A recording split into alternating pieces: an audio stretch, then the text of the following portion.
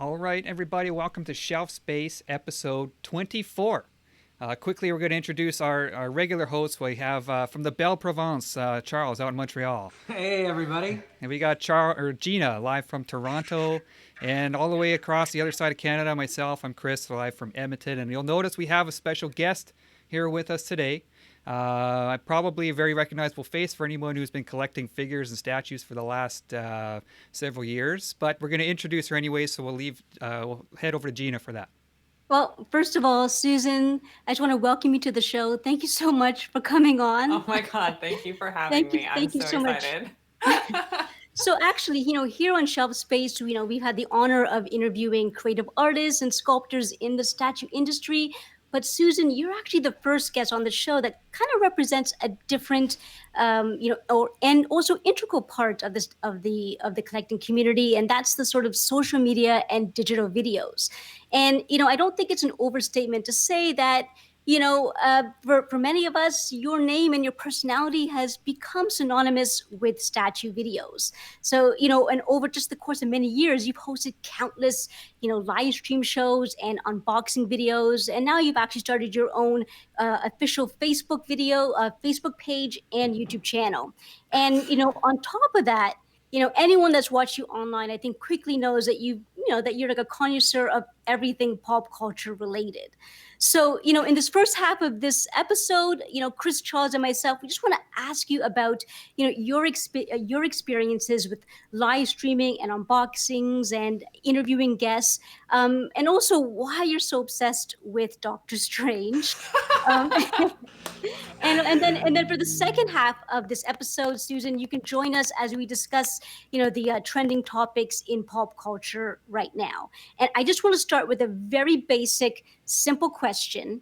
How does it feel to be on the other side of this live streaming where we're asking the questions? Are you more comfortable hosting or answering the questions? I am so much more comfortable hosting. I enjoy, my favorite part of this whole collecting, I don't know, hobby or industry is the community. So I really like to meet people and ask questions and find out what everybody else is super into and kind of like what these characters and what these different characters' stories, what they mean to everyone, because everyone has a different take on them. So even if I find someone else who happens to be obsessed with the same stuff I am, their experience with it is different. And that's what's crazy about having, like 80 years of Marvel, 80 years of Batman, or that's way less than, it's 80 years of Batman. There's less time with Marvel. Sorry. It's all right. It's all right.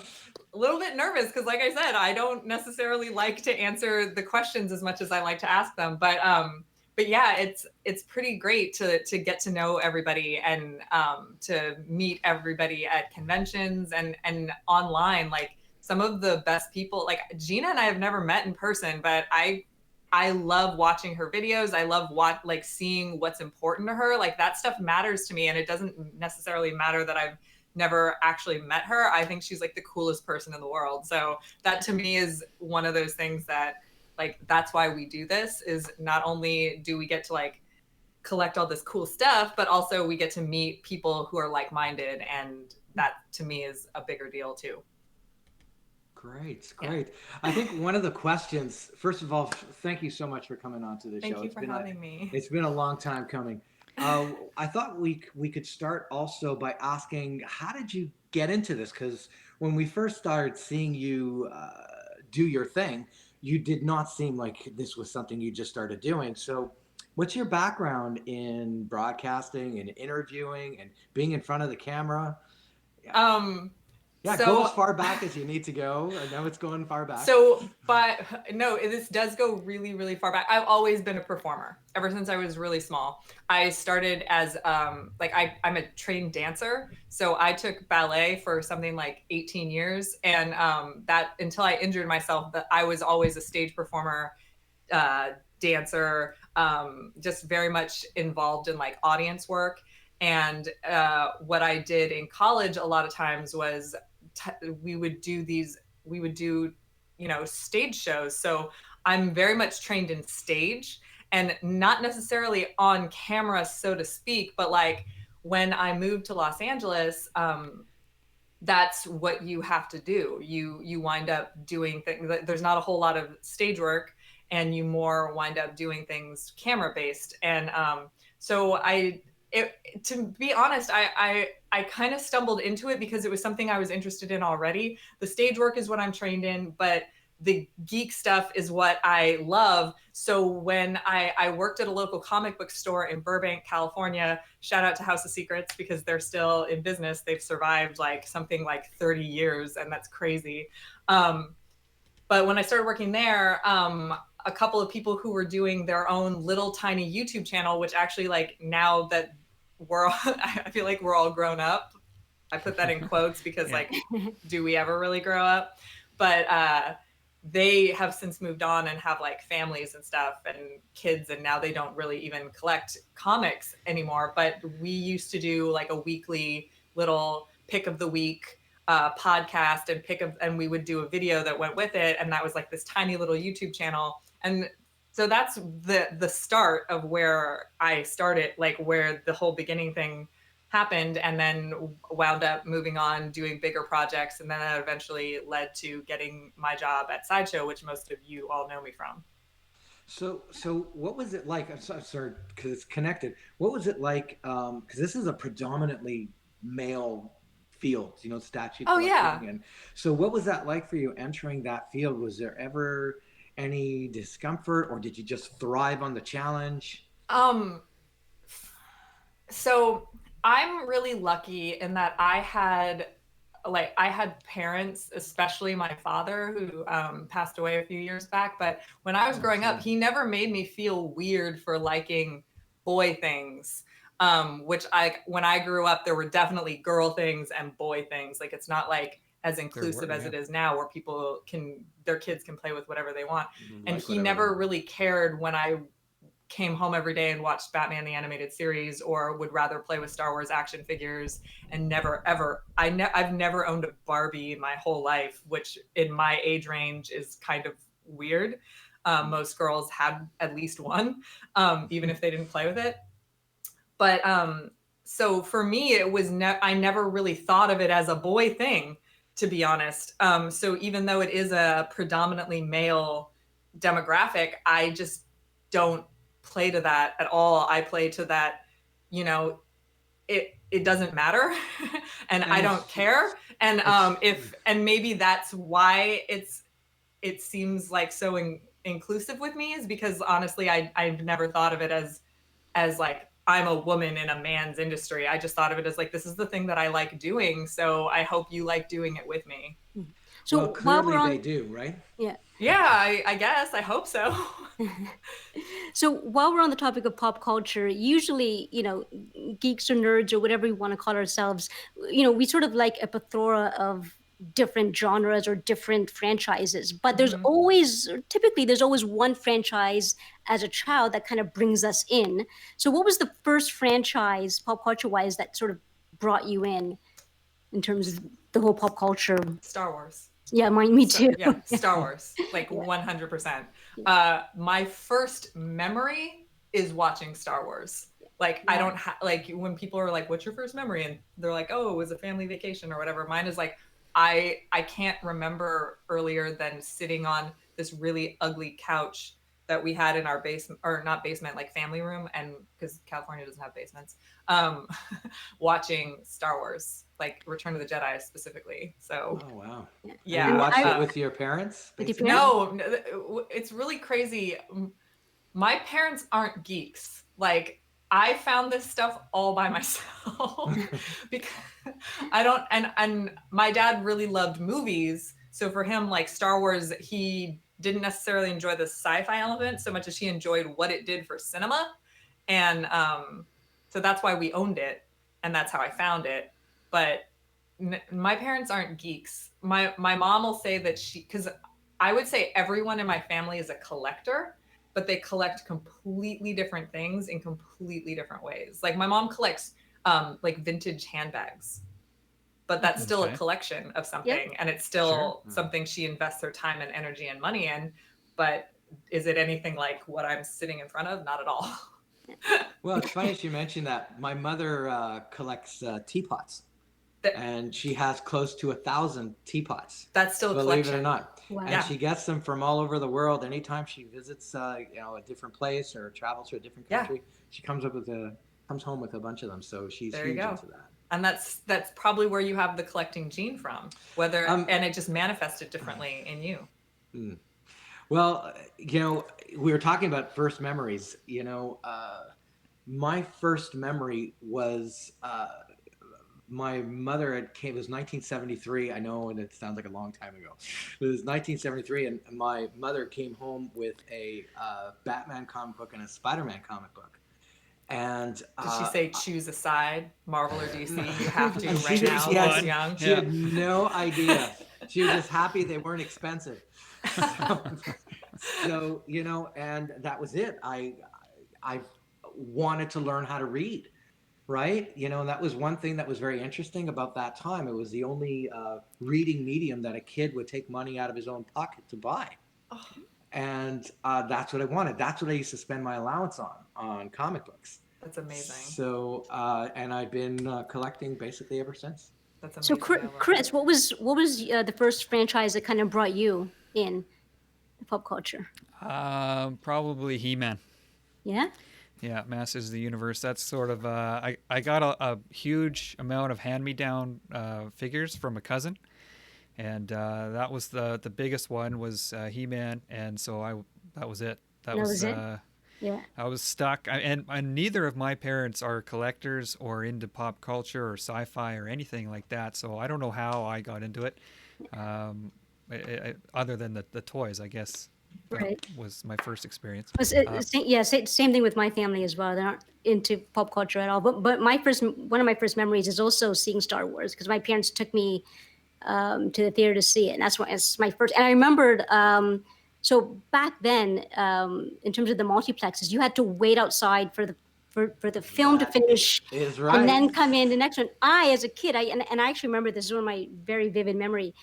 As a kid, I didn't remember, like, I didn't know that. So, on the door it says Star Wars. I just ran in, and my parents had to stop me, and they're like, no, we're going in for the next movie. Did you spoil the ending for yourself or anything like that? No, I came in. The first thing I saw, First thing you saw is I'm your You could- father, right? Oh my gosh. Oh no. You could wait in line literally for the duration of the entire That's movie. right. You had to wait, You know? and I didn't know that. I ran in, and the first thing I saw on screen was the stormtroopers, and that was it.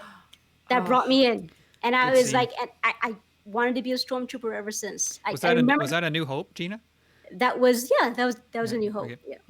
So quickly before we get on to the next question, just give a shout out to Badman and Archangel and Divine who are watching here. Welcome to the Badman show. says he misses Welcome. you, Susan. So another fan out there for you. Well, he can go to my Facebook page. I'm That's right, there a so- lot. So Facebook page, just for anybody who doesn't know, it says right here, facebook.com, Real Susan D is the Facebook page. So that's where Susan's hanging out these days. So go over there, check out all her new stuff. Gina or Charles, next question. What do you guys got? Quick question about videos. Do you approach live streaming differently than a pre-taped video when you begin? Oh, absolutely. Okay. Absolutely. Live streaming, you have to be a whole lot more. It takes a little bit more energy to live stream because you know that your audience is sitting right there.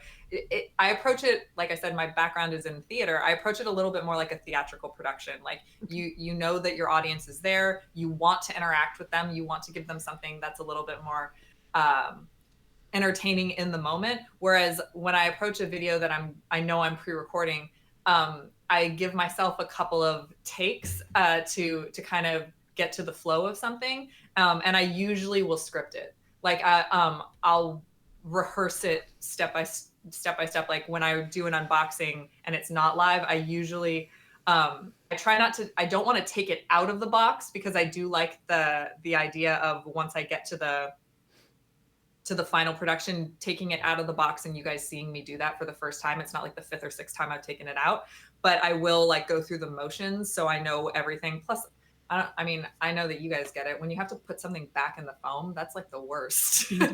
But you take Figuring out where pictures. that, and you never remember. Even if you did it 5 seconds earlier, you're like, okay, where did this piece go?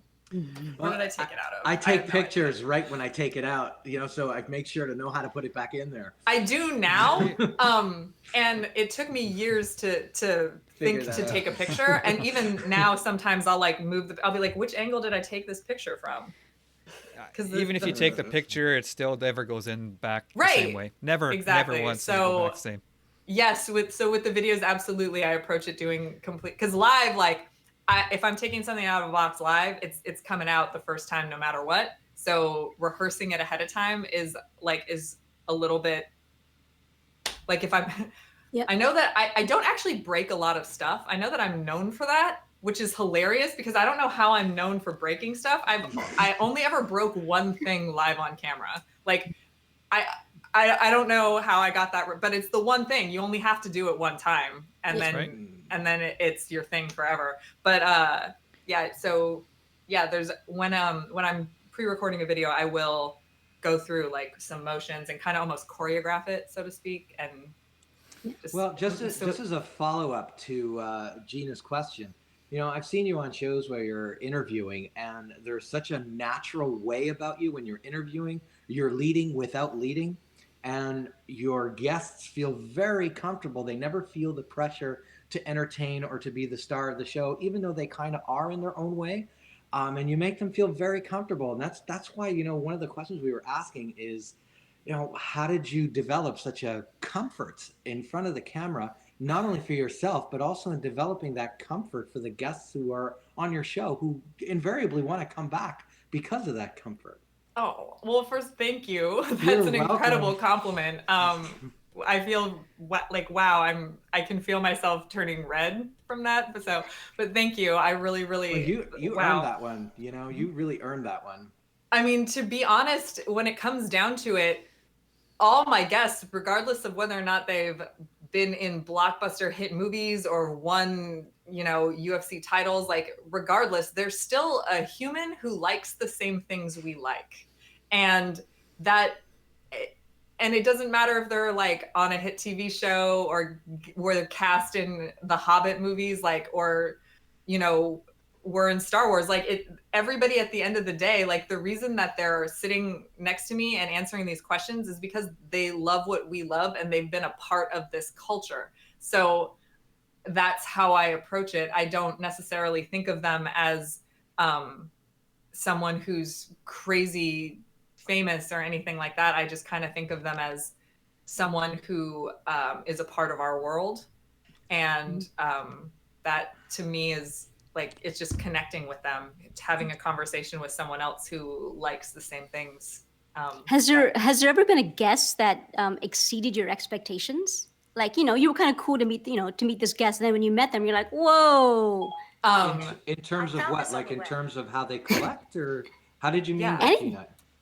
Anyway, like just their knowledge of pop culture, or just The person who came to mind first, and is also the person that I'm going to go with right now, is Graham McTavish, because Yeah. he's in the Hobbit movies, he's in Preacher, he has like a lot of background in this, but he's a huge comic book geek. Like, he has this crazy knowledge of like Silver Age comic books, and specifically like early Journey into Mystery Thor, that he can like deep dive into, Wow. that you never would have expected from someone who like actually a lot of times like plays like the cool guy. Like, even when he was a dwarf, he was Dwalin, like he Yep. was the cool dwarf.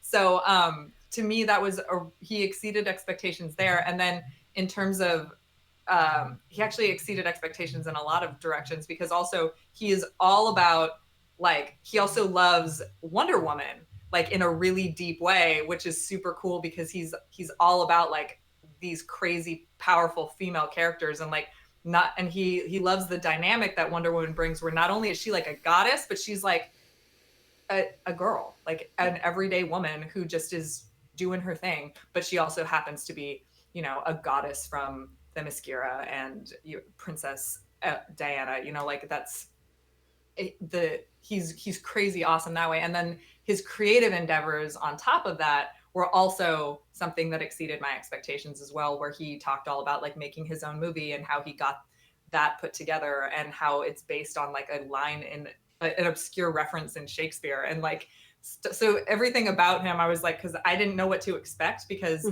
I'd only really known I had only really known his work from several like Outlander and where he plays like a side character and stuff. So I was That's just right. like, oh, but he's a very, very interesting person. And that was pretty cool to figure out throughout the course of the interview.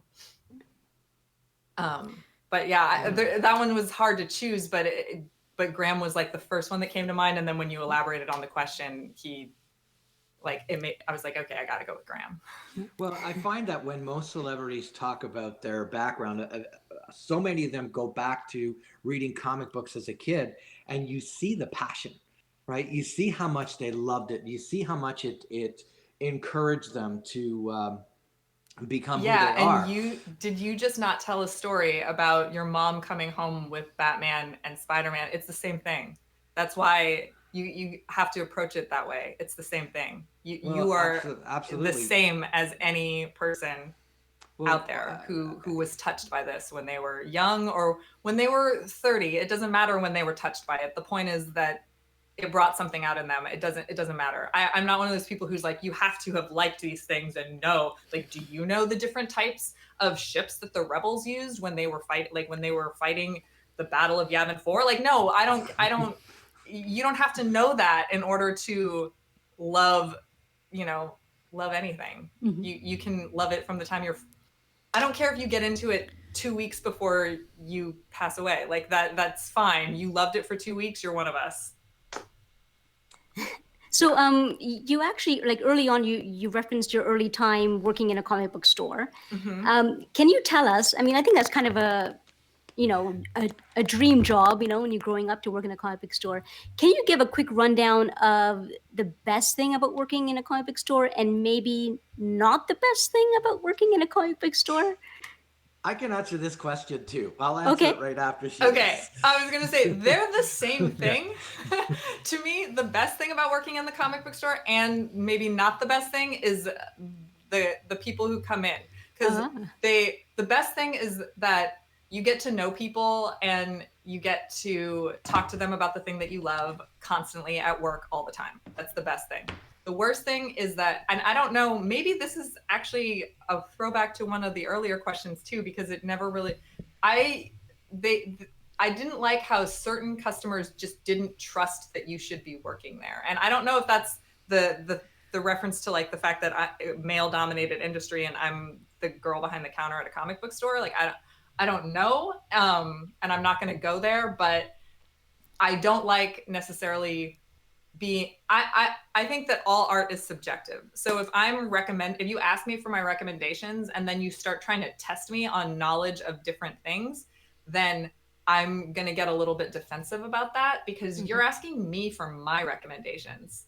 And if you don't want to take them, that's cool, but you don't need to come at me like I don't know what I'm talking about. Right. Like, so that was the not so great part of Yeah, I completely agree with you there. Constantly being tested for something that, like, I don't need a test for this. I already got out of school. Yeah, and thankfully that sort of thing doesn't really happen much anymore. I think it's the transition of, predominantly male to more women doing this sort of thing. We were talking about comic book stores. I worked at a comic book store when I was a teenager. And it was it was when comic book stores were about to boom. Right. And one of the things I loved about working in a comic book store is they had like a Cheers. Do you guys remember the show Cheers? Or of course. Okay. Yeah. So it was a place where everybody knew your name. So a new comic book came around, which was Wednesday. And now remember, this is also pre-internet days. So we weren't distracted by emails and Facebook and eBay and all of that. So if we wanted to get our comic book fix or a comic book talking about fix, it was at the comic book store, and we would spend hours there. It was amazing. Oh, what was that? Sorry, it's my phone. Sorry. So in terms of, that was the part that I loved the most. I think the part that I didn't like the most was when it became super collectible. I realized comic book stores need to make money, but when it became about, oh, there's like this little nick here, there's this little nick there, and can I get it for cheaper? And the collectability component went on hyperdrive in the 80s. So you mean when people are buying on spec? Yes, that was also, Gotcha. people are buying 20, 30 copies of something, Yeah. and then somebody comes into the store and it was sold out, right? And we weren't prepared for this. I don't know how much you guys remember from this. Stores were not prepared for people to go from buying one of each to 20 and 30 of each, right? That bums me out. So a lot of fans felt like, I better get in on this, before I miss out. So they felt compelled to also buy 10 or whatever of whatever. So that was the part that I didn't like. But the part that was best, like I said, was the cheers component. And the industry needs that, right? Because now comic book stores are shutting down all over the place, but we still have this fix to talk about what we love. And right? that's why And there's shows like this now. right, and Mm-hmm. you're a big part of that. You believe it or not, you revitalized an interest in doing this because you're so good at it. And Thank you. you're very welcome. There are a lot of people who like to do this, but they don't have the personality or the passion for the craft, and it seems to exude out of you with ease, which makes watching you discuss this a lot of fun.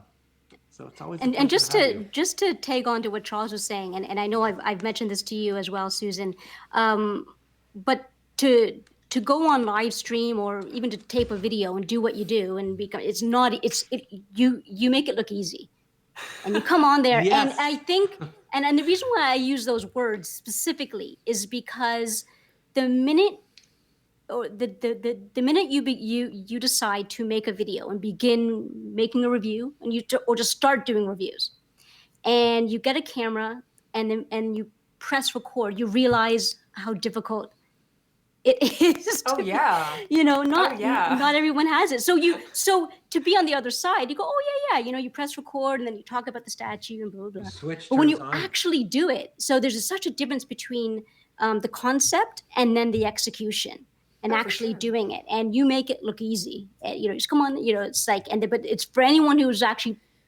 stood in front of a camera, press record to begin discussing and talking about a statue. There's just a lot that you just don't consider, and you're like, holy shoot! But you just make it look easy, and that's just that's I mean, just I think you do too. So I love watching your videos because I love watching the detail that you go into and your knowledge of each and every one of the statues and the characters. Like I love watching your videos. Yeah, well, I mean, Chris has been doing it longer than I have, and he does great reviews. I'm still learning. Like, there's a lot that I'm not happy with, and I'm like, oh, I got to improve on this and stuff like that.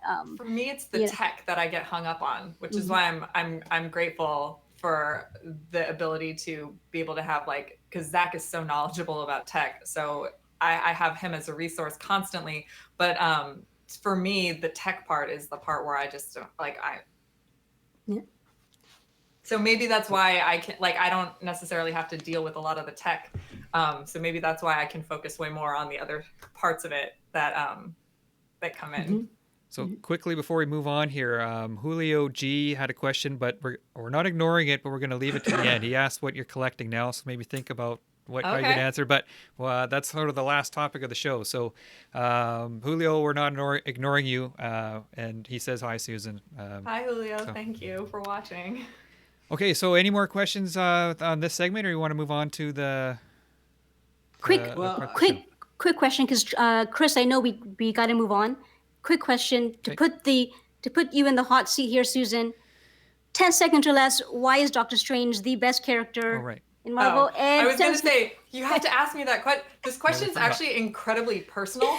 Okay. To be honest, I don't know if you guys know. Well, I'm sober, and I've been sober for 7 years. And in the comics, Doctor Strange is also an alcoholic, and he has to rebuild his life from something that he thought was not possible, and he latches on to the mystic arts. And I think of doing this particular thing and our incredible community that we have as my mystic arts. Like, this is what I latched onto. Even when I was going through my steps, Thor was my higher power, because you have to be worthy to pick up the hammer, and I want to be worthy every day of what I've been through and what I choose to overcome. And that is it. So Doctor Strange to me was like the embodiment, even though he wasn't necessarily like the higher power element, he was the embodiment of how someone can have this one outlook on life and think that that is what they are supposed to do, and have that outlook have to all of a sudden make an incredible U-turn and get your life back on track. And that's what Doctor Strange did for me. Wow. So that is why he will always be that character who created himself as a superhero when he thought he already was one. Like, honestly, he thought he already was one. He was saving lives. He was a doctor. Right. Like, he was a surgeon. Like, he was already a superhero. But something happened. He could no longer live that life. And now he has to be something different and something more. And Wow. to me, that's such a beautiful connection. That makes my connection to stormtroopers sound. No, it doesn't. That's the thing, is that I like I mean, stormtroopers. Yeah, But mine your is Spider-Man. I connection, don't want to flip off buildings. Yeah. your no, connection. but that's the connection. thing, is it doesn't matter why you connect to a character. The Yeah. point is that you connect to that character. I mean, and like, oh God, I love It's a beautiful R2-D2 connection. because he's the cutest character and he's a robot that dances. So I have connections to characters for a million different reasons. You asked about Doctor Strange. It just happens to be the like crazy deepest one. Yeah. If I had known that, I would have made that the last question. I mean, way at the bottom. I didn't know that. No, But that's such a it's- beautiful connection. Wow. I love being asked that question, to be honest. And Okay. so few people actually ask. They just are like, oh, she thinks Benedict Cumberbatch is hot. And it's like, no, I got over him like when he got married. I don't go after married dudes. It's not. Plus, I'm taken. So. Yeah. Well, this was a question we wanted to ask, but I want to say first of all, congratulations. Oh, thank you. Because just as something personal, I'm a clinical psychologist, and half my practice is in relapse prevention. So Wow. I know how challenging it can be to find that something bigger. And Mm-hmm. the fact that you did is just another example of your inspiration. So congratulations. Thank you. I appreciate that.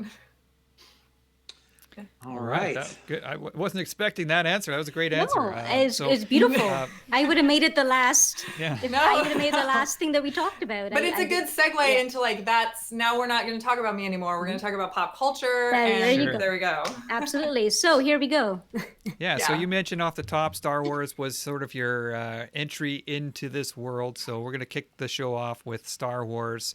And it's exciting times for Star Wars fans. We got Disney Plus starting up like next week. We got the Rise of Skywalker comes out, and is it just a little over a month? Yeah. December 20th. Yeah, so just a little over a month. So we're going to start off with that. Gina comes up with the questions sort of for each topic. So let's dive right into that. How can J.J. Abrams bring the fans back to Star Wars? We'll start with Susan here. Oh, great. Yeah, Okay. yeah. Yes, easy question. yeah. What does he have to do to, I revitalize guess the the franchise? Last Jedi. That's Gina loves that movie, but No, I don't love that movie. Oh, okay. I was going to say, I was like, Sarcasm. Oh, That's great. Chris's, So I have to it- come in it's- and say I yeah, don't. it's kind of a universal fail in a lot of Star Wars fans' Okay. eyes, right? Pump the brakes on universal fail. I think there is Okay. a very good movie somewhere in there, but the movie that we saw wasn't it. Right. And a lot Yeah. of people disappointed. So It's very divisive. It's Yes. Yeah. for they've got sure. one movie left. They got one movie left to wrap up the Skywalker saga. I mean, can they do it? Is it like going to be 3.5 hours? I don't know. How long do Maybe. they have to wrap up the Skywalker saga? I hope it's long, to be honest. Like, I hope that it's an endgame 3.5 hour movie. I have a lot of hope for it. And as we know, rebellions are built on hope. And the first movie was called A New Hope. So there's a very hopeful theme headed through the Star Wars saga in general. So I hope that he can do it. He did a fantastic job with Force Awakens.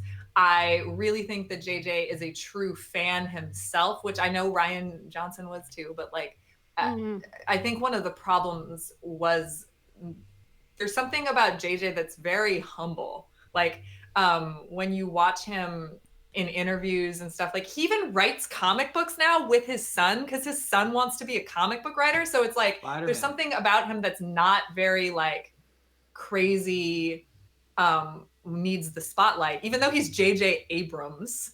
But I think that the humility that he brings to the story is going to be the key. Like, is he going, like, is he going to wrap this up in a way that every fan is going to be happy with? No, absolutely not. But is he going to wrap it up in a way that honors the saga? Yeah, I think he will. Okay.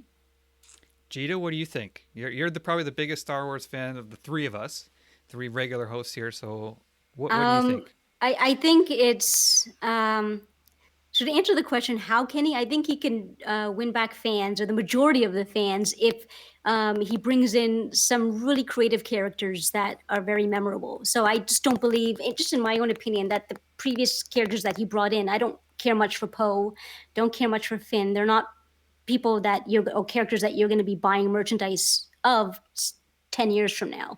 So in this new episode, I think he is bringing some new characters in. If he can bring in some really memorable characters that can help end the saga, and if he can end Leia's storyline really well and in a very surprising way, I think he can win, majority of fans.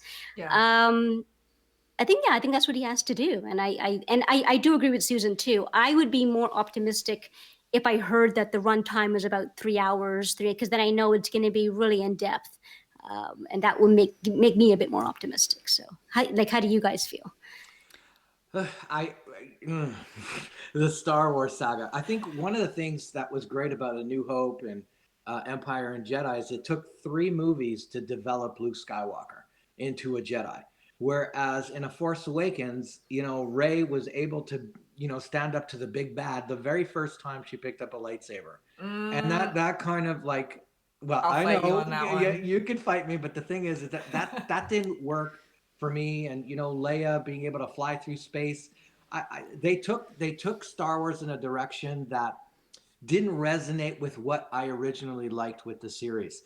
So, I remember Mark Hamill was saying when he was reading what they were doing with it now, he said, "This isn't my Luke Skywalker, but I'll do it because it's your Luke Skywalker." And which was a very interesting, well, defeatist way, but it was a very interesting way to approach this character that, okay, I'm doing somebody else's Luke Skywalker, I'm not doing mine. And that's the way I kind of look at this new trilogy, that it's somebody else's Star Wars. So I'm allowed to like what I like. I could say also the same things about how Spider-Man is written today and how Spider-Man was written when I was younger. I resonated more with the trials and tribulations that he was going through then as opposed to what he's going through now. So I don't know if this answers the question, but in terms of what can they do to save the franchise, well, if fans today are resonating with the way the stories are being told today, then tell it that way. It's very difficult to please everybody because right now we're hearing more opinions than we ever have before. And it's kind of like we're thinking that, oh, we have all these new opinions. I think all those opinions existed in the past. We just didn't have a forum to hear them all. I totally agree. I completely agree with that too. So now we hear so many different opinions, and naturally we're assuming, oh, people are just so unhappy with Star Wars. They might have been just as unhappy with it then when people were, more inclined to like series like Star Trek or whatever the sci-fi movies were from the 60s. I always wonder that too about Star Wars. Like when I didn't see it when it first came out. At the time it was coming out, was it so highly regarded, or has it taken 30 years to become what it is now? 30 No, years it was from now, will No, these it was- current movies? it was huge. It was pretty big. Huge. It was huge. Okay. Even my parents, who were not, my parents are like immigrants and stuff, and they're not into pop culture, but they understood the importance of Star Wars. Okay. And I think that was one of the few toys they were okay with buying for me and allowed me to play. They bought me the original, Millennium Falcon. I still have my original Boba Fett figure. That they were okay with those figures and those things. Everything else, they were like, what? But it was that shows the testament of that shows the strength of that franchise. And even my parents, it crossed into the mainstream.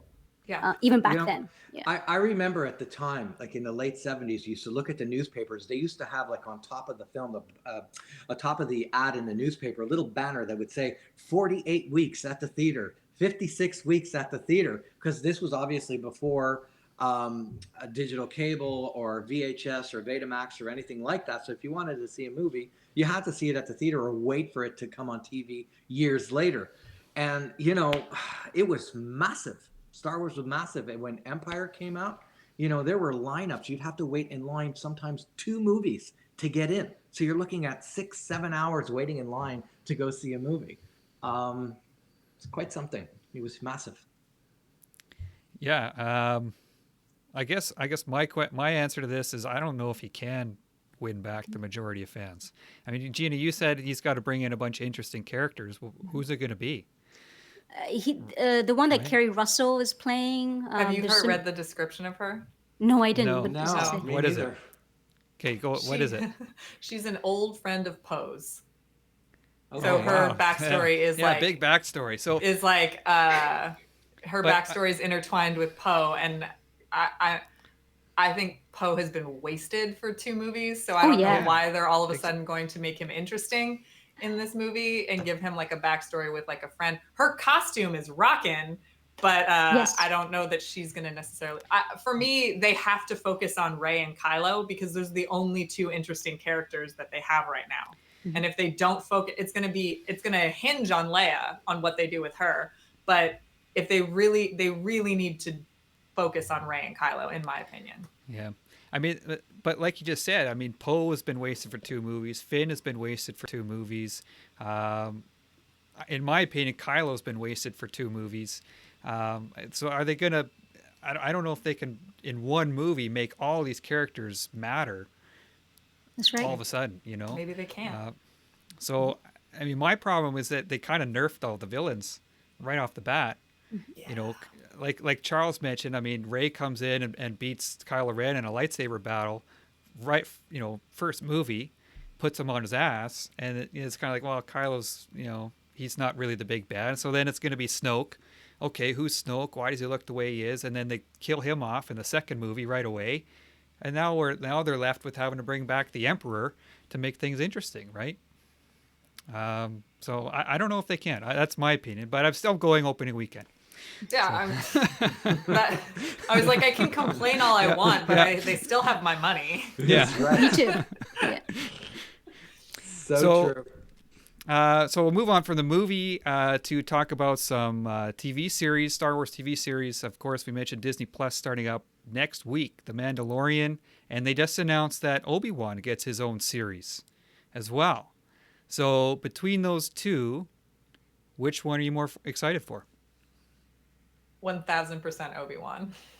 Yeah. 1000%. Obi-Wan's one of my favorite characters and has one of the best story arcs in the whole saga. So, because I was obsessed with all the cartoons. Like, I loved Clone Wars. I love that Clone Wars is coming back for a season on Disney Plus. I loved Rebels and Obi-Wan's arc. When you take I'm actually not a prequel hater. I know a lot of people are. I'm not a prequel hater. Again, it's one of those things where if you pick and choose what you like from those, there's some really interesting stuff in there, and there's some great characters to attach to.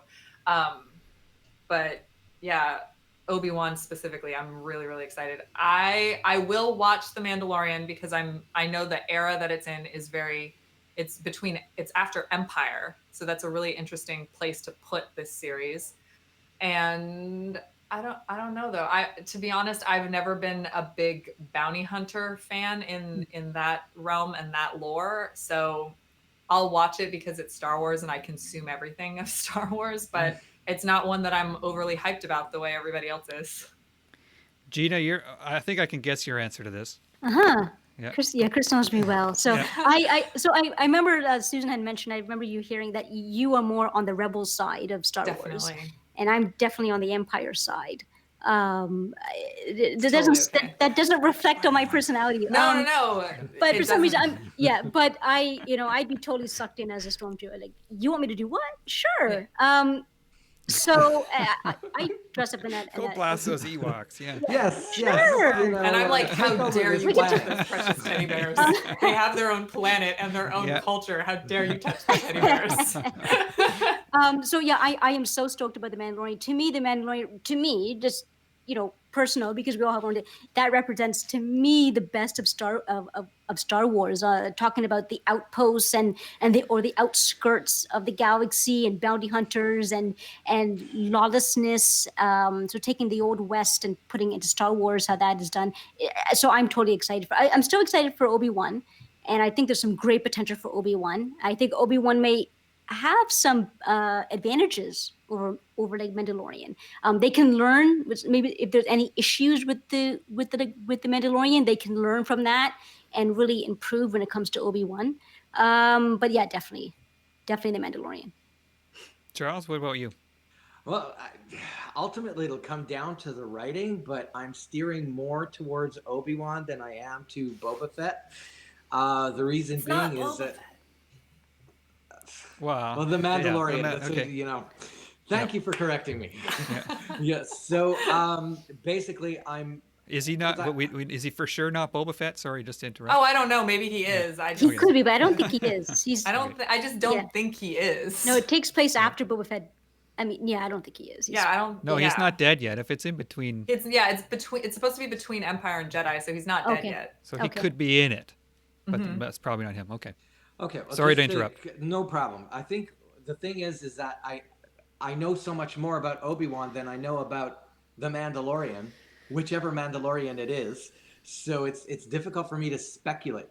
Um, I think there's more room for creativity in the Mandalorian because they're going to be able to follow their own rules, especially if it's a character we've never seen, right? Whereas in the Obi-Wan world, there are rules that they have to follow. He is who he is, and he has a destiny, and he's going to be watching over.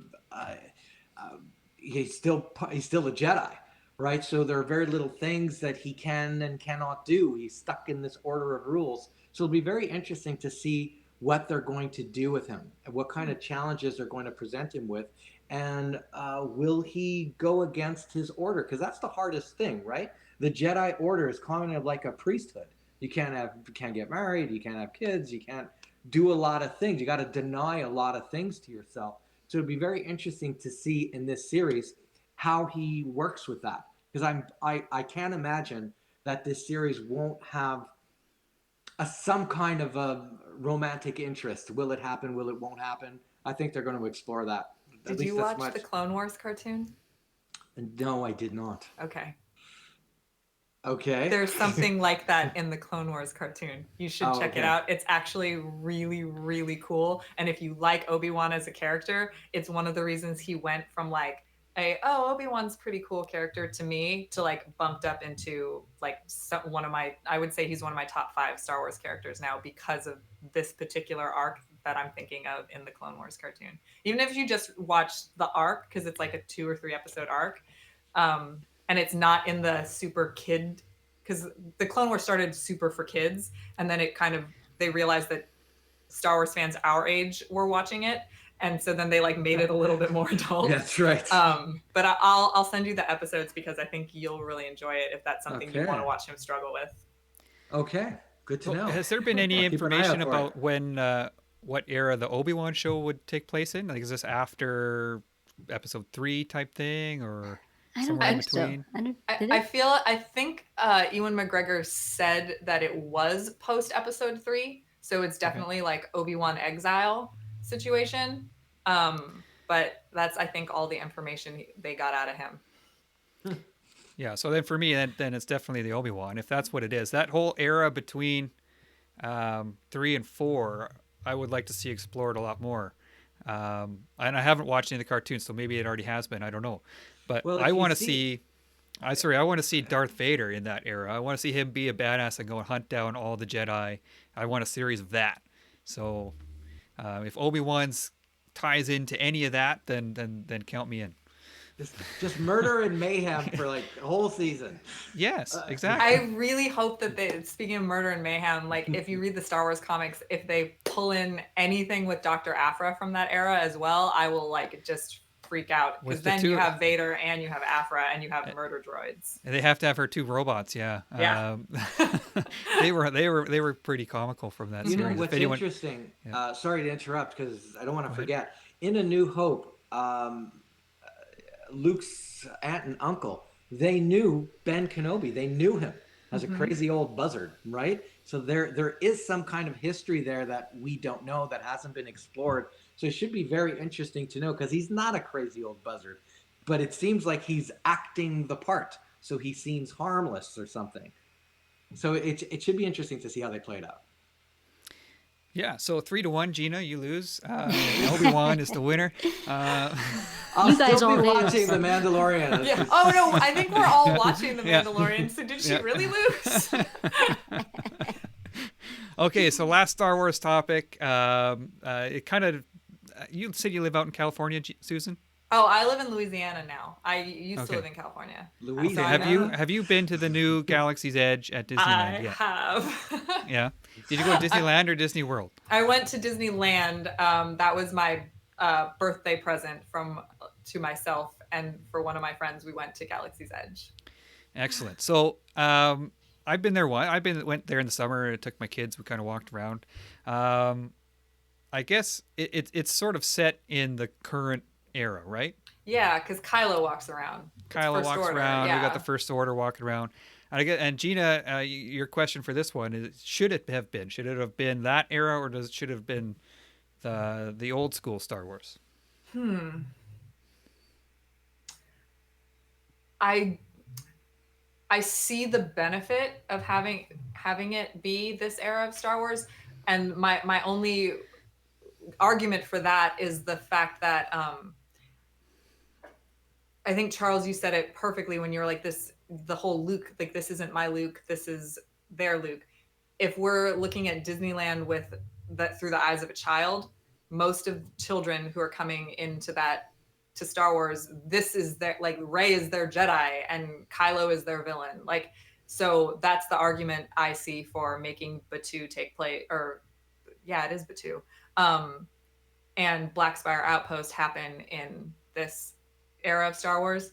We know from the Solo movie, though, because L3 says at one point, you can't get from here to Black Spire without me, that this outpost did exist back in the original era of Star Wars. So I think that I see it as a place that could have transcended both eras, which is what I think works about it. But yeah, would it be awesome to have Darth Vader walking around? Yeah, I'd rather meet Vader than I would Kylo. That's Yeah, just me. he's not walking around because we went to Disney a He's couple in of years ago. Tomorrowland in the other Star Wars section, because now there's like two Star Wars sections. There's a Star Wars Right. section in It's Tomorrowland. like There's like Star Star Tours. Trader, or yeah, Tours there's or Star something? Tours, and then Yeah. oh my God, what's it called? They Well, I know when I took my kids, there was something called the Jedi Academy. And what they would do is that we would get there because they won't let me do that. Well, it was really for 10 and under. I know, I've asked though so many times. Like, No I was like, exceptions. what if I had like a bunch of friends who are all around my age and we can all do it, and we can just do like you do one show that's like above the 10 and under thing. And they still said no. No. Oh, Oh well. man. Anyway, both my kids faced off against Darth Vader at one point. I could send you pictures of that. It's really Yes, awesome. please. That's amazing. You know, and my daughter went really after him. Whereas my son was like with the lightsaber like this. Okay, you could stay there. Let's just go like this. Yes. That was hilarious. I love it. 6 and 8 at the time. I don't know if they still have that Jedi Academy because it was They in do. Florida and Orlando. That's where we I mean, went. they still do in in SoCal. And we're gonna go do Galaxy Quest either in November 2020 or maybe even February 2020. So we're ready to go. So it'd be great. Gina, I know you're super pumped for Galaxy's Edge. Yeah, that's Would sort you of a have dream of preferred mine. it to have been? Oh, did I old say school? Galaxy Quest? Yes, you It's did. fine. Never give up, never surrender. We got it. Darth Vader is definitely not a Galaxy Quest, so you might be disappointed there. Yeah. Gina, what do you think? So initially when they had sort of announced the new park, and then they opened the new park, I was actually, from everything I read and everything I saw, I was pretty happy that they created a different planet, and this is the new era. So I was kind of happy with that. But then um, the more videos I saw of the park, the more reviews I kept reading and people's accounts. One thing that rang sort of the pattern that was going through all of it was that all these people reviewing it, loving it, spending the money on like a $200 lightsaber, and blah, blah. Everyone spending the money, everyone going there were over 30, over 35. Like these were the Tatooine people. And it was kind of a shame that these are they were sort of brought up with the Tatooine era, and it's a shame that they're not being able to see Tatooine, and this is sort of a, a a facsimile of Tatooine. And wouldn't it have been cool to see the Sand People walking by, or so the, I'm sort of in between. I mean, I kind of like the fact of what they did. I think the Galaxy's Edge has gotten some slack for its low attendance or whatever, but it hasn't really taken away my excitement. I want to go. But on the other half, it's like, you know what? It's true. Like those of us who are spending the money, who are excited to go, are typically over the age of 30, and know, and are a lot more familiar and excited about Tatooine. So I wonder if the low attendance has more to do with people thinking, what am I going to go now? They just opened. It's probably packed. And a lot of yeah, people probably aren't going, because of that reason. Isn't that something we all Has it think? been It's low probably, attendance? Yeah. yeah, Yeah. we've been hearing a lot about that. Oh, okay, I Our, haven't been paying attention. they went on this crazy advertising campaign on TV. It seemed like every fourth commercial is a Galaxy's Edge commercial. what was Yeah. it? Was it pretty crowded, Chris and Susan, when you guys went? Was it, I went during the reservation era, like in Disney when it opened in Disneyland for the first like 2 months. You had to have a reservation to go, and it so was like you three had time. hours or something. It was a 4 hour time slot, and you just went. And so for me, it was not crowded because they were regulating the attendance in there. But I don't know necessarily what I don't know that it was like Yeah. overly We went crowded. after. It had just sort of opened to general public, and the one ride there was one of the few in the park that you couldn't use your fast pass for, and so the lineup there was nuts. Okay. The rest of it was, I don't think it was any more or less busy than the rest of the park. What ride That was was okay. that? Because we The Falcon. The the Millennium Falcon one. Falcon Yeah. one, that was Smuggler's Run or Smuggler's something like Run. that. Yeah. So I'll So have we to didn't get do that there. ride. It was like a 3 hour wait to get onto that ride. To Holy be, smokes! oh my God, to be honest, Was it any that good? I thought it was underwhelming. Yeah. And like, as a Star Wars fan who's wanted to pilot the Falcon like forever, to be underwhelmed by that was like, I read like the same thing. Yeah, I've been reading reviews. yeah, Yeah. it was it was just not. I mean, I it's and this actually is because of the era that it was in. Like having it wasn't Han and Chewie with the Falcon, and to me that was like, oh, cool, we're going after coaxium, and Yeah. I I guess, yeah, hearing your guys' answers kind of, it almost sways me, but I was going to say no, it shouldn't have been Tatooine instead, because I took my kids, they were 6 and 8, and they didn't give a crap if Darth Vader was there or not. They thought Kylo Ren looked pretty cool, right. But and we they still gave a got their shit. Poe helmet, and they didn't care. They're still got my money. They still got all of your money. Yeah. So, and Gina, you said it's sort of a facsimile. I mean, they could change it, I suppose. Right. The Falcon's there. If they want to change it Oh, to they could. Tatooine, I I think they doubt they could. will. So, did you guys read the theory a few months ago? There was a theory of why there's none of the old characters in Galaxy's Edge, except for Chewie. I don't know if Susan, if you've read this, but there's some theories and some leaks of the deal with George Lucas that Disney made when they bought it.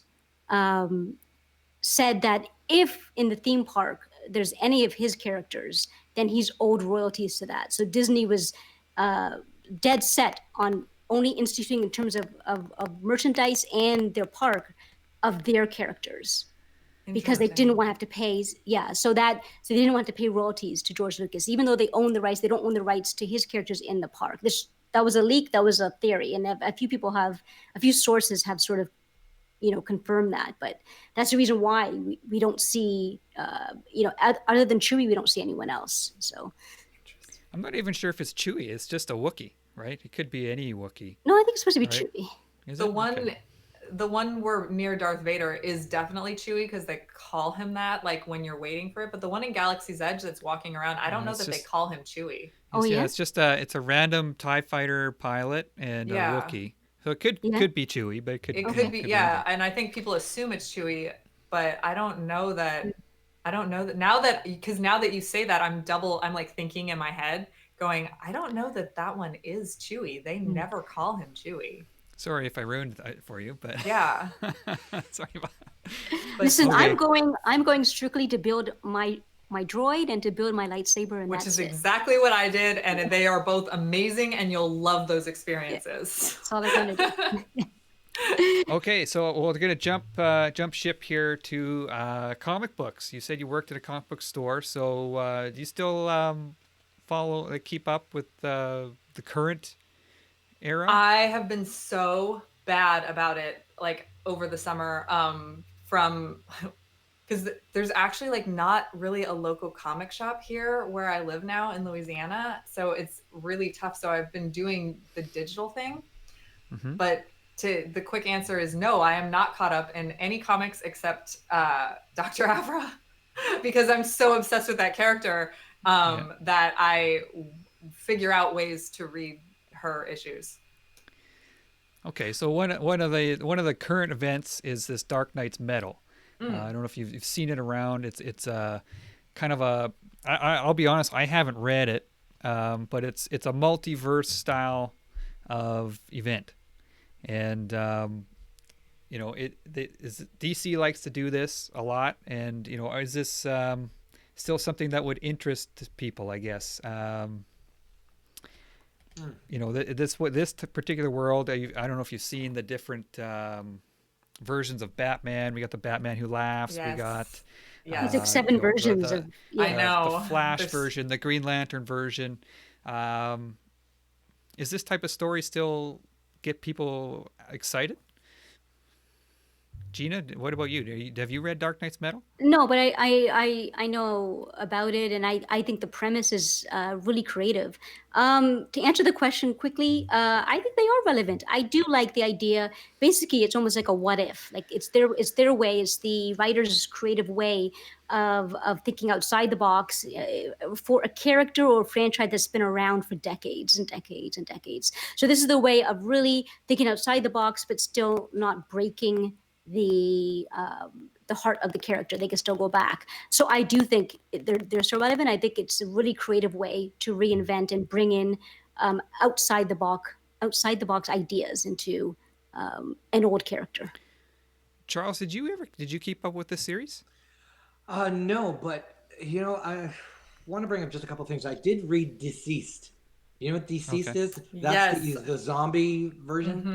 Mhm. Right. It's interesting. It's a fun read, but I don't walk out of it, like it's something memorable. And also, to be honest, I have the curse of being the older reader. What that means is that, like, how many times can I see Spider-Man beat Green Goblin before it's just not interesting to me?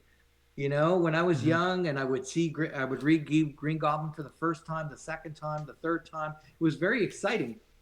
But now when I read a comic book and Green Goblin's in it, my first thought, okay, how is he going to beat him? There isn't any thrill of the chase like it used to be. So it's difficult. So I haven't really kept up with a lot of what's going on these days, but every so often I will pick up something. So for example, there's a title right now called Immortal Hulk, and Immortal Hulk is written kind of like it's a horror story. Like kind of Frankenstein, like it's a horror story. Now that's a different way to tell a story with this character, which is intriguing to me. Mm-hmm. So, but then you have a character like Spider-Man who doesn't resonate with me as much as he used to. I kind of resonate more with older characters like Reed Richards, for example. That's a character where, he's a parent, I'm a parent, he's big on academics, he's a problem solver, he's solution focused, he's not, worrying about how he's going to pay the rent. Or I'm going to lose my job delivering pizza. This isn't something that resonates with me at my age or at where I am in life, and it's okay. Your interests change as you change. So that's Mm-hmm. that's how I kind of generally view reading and movies too. Actually, Yeah. Yeah, I think they're relevant for kind of the reason that you it's said, like Gina. a It's a boring chance answer. to give a different take on the same old, same old. And you look at the Spider-Verse movie. The Peter Parker they had in that movie. Have you seen that, Susan? Oh yeah. Into the Spider Oh my Verse. I mean, God. like what every Spider-Man had an interesting background and different origin story, and it was not the Peter Parker that we knew, and it was kind of the opposite of what we knew, right? Oh yeah. So it made it interesting and fun again. So I think that that style of story definitely can still be relevant today. So let's jump from the comics to the movies of DC, and we had the Joker came out the last month. Was it this month? No, November. It was last month. It was November, I October. think. Okay. No, Came yeah, out, it October. came out in October. October. So it's Yeah. been out for a few weeks now, and oh yeah, it came out the week we were in New York Comic Con. That's Mhm. right. So we got the Joker. It's sort of it's become the most profitable comic book movie ever made. So not the most revenue, but most profit, right? Right. So after seeing this, first of all, have you seen it, Susan? I have not, and I have like very strong opinions on the Joker as a character, which kind of I'd have to get into that as to why I haven't seen it. But continue. All right. Okay. Moving No, on. I mean, I don't think let's the hear it, Joker yeah. should have an origin. Like, I disagree with the whole concept of this movie being made. To me, like, the Joker is the antithesis of Batman, and everyone can recite, like, from memory, Batman's origin, and therefore, to me, the Joker, being the antithesis, should not have one. I really loved the way Heath Ledger was always changing his own origin, so you never knew if he was lying, if he was telling the truth. That, like, to me, that was it. And to make a Joker origin movie is not my Joker. So if we're going as that as like kind of the theme of what we've been talking about, is I don't think this movie's for me at all. I would walk in already hating it, and therefore I would not come out very happy, because I would pick apart and make it fit my own agenda and mindset. Therefore, I should probably just stay away from it. That's how I feel. Yeah, okay, that's totally fair. But nevertheless, it is the most profitable superhero movie ever. I see that, apparently. and I will watch So, it whenever it's on yeah. HBO Go or whatever. I'll just turn it so on in the background. Like, the question is, if you don't want to see a Joker origin movie, then who's a DC character that you do want to see an origin movie of that we haven't seen already? like a singular one like that. Could be just, anybody, any team or whatever. Okay. Wow. I didn't even think about this question. I would want to see an origin, but the thing is, we're getting so much good origin stuff on TV for DC that I don't need. It's taken away my need for like over the top, like blockbuster DC movies. Cause when I focus on my DC entertainment, I'm usually going to what they're putting out on TV. Cause I would want to see an origin of like Green Arrow, but it's already been done on Arrow. And it's done well on that show. So, oh man, It's a tough question. it's a really tough question. And also, like, I love the Birds of Prey.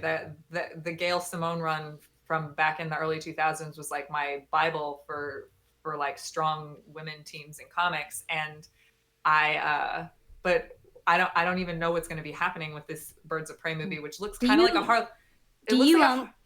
Sorry, do you follow her on Twitter? Gail Simone? Yes. Yes. You have to. She's the best hilarious person on Twitter. She's so funny. So hilarious. She's Sorry, so funny. I didn't mean to interrupt. Sorry, No. go on.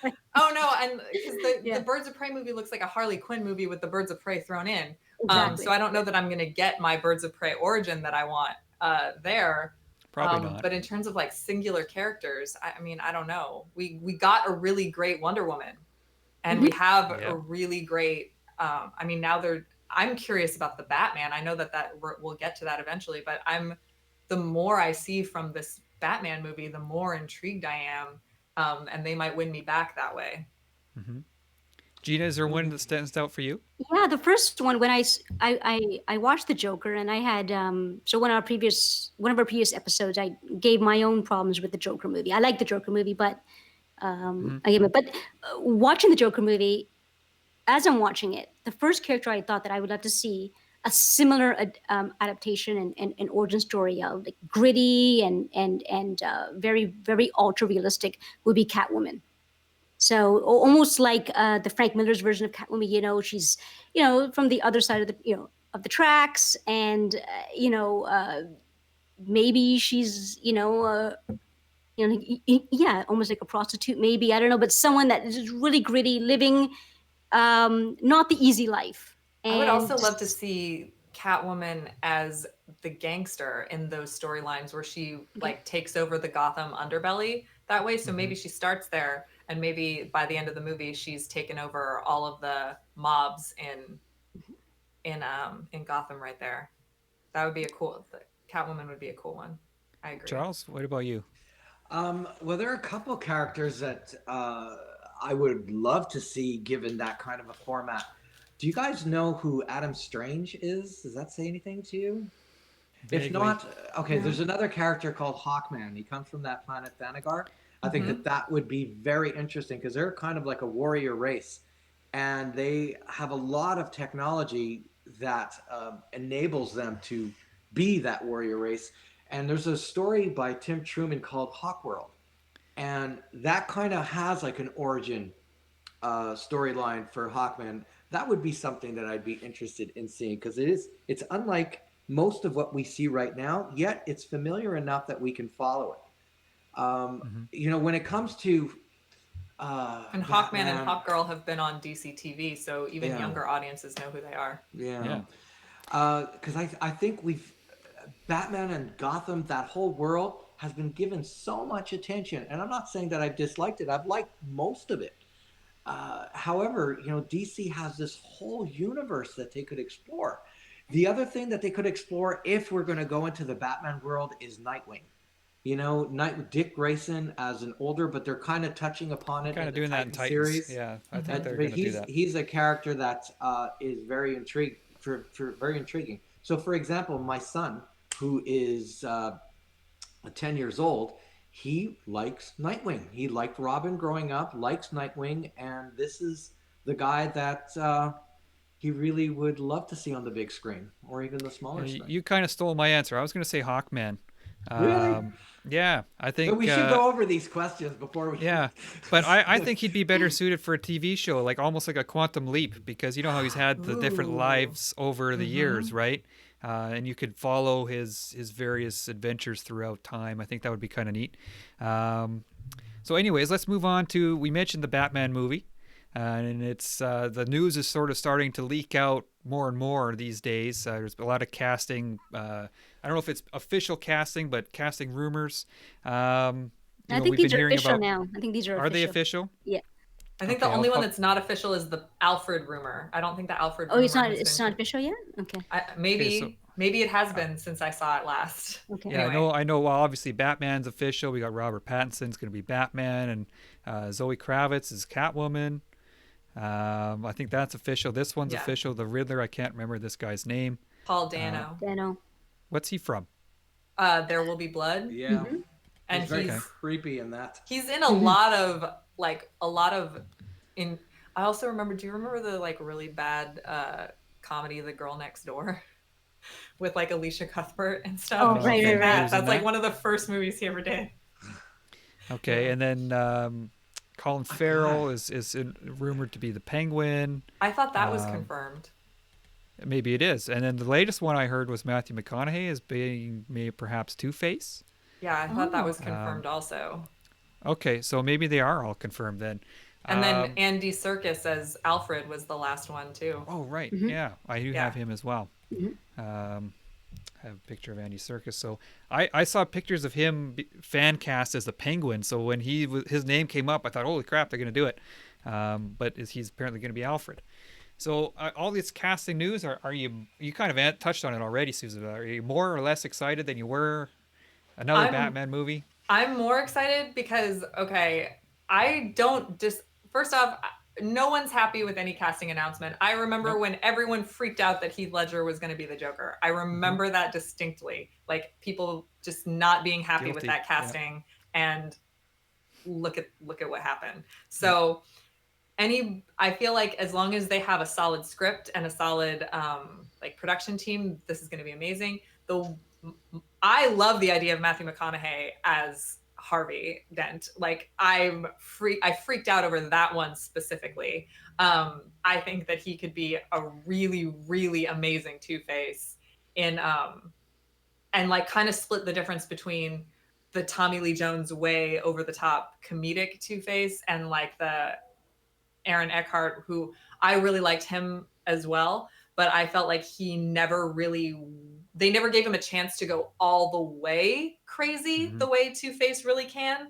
So I'm really hoping that he can take Aaron Eckhart a step further into that. So that, to me, that's my favorite of the casting. I also really love Zoe Kravitz like so much. So her take on Catwoman to me is going to be really awesome. And I think that she can play, especially after we saw her play Lita Lestrange in Crimes of Grindelwald, she can play that sort of tormented gray area character really well, who's I'm intrigued by her as well. The Riddler, fine, and then Andy Serkis, if that winds up being confirmed, that's cool too. But Zoe Kravitz and Matthew McConaughey were my big like yes castings.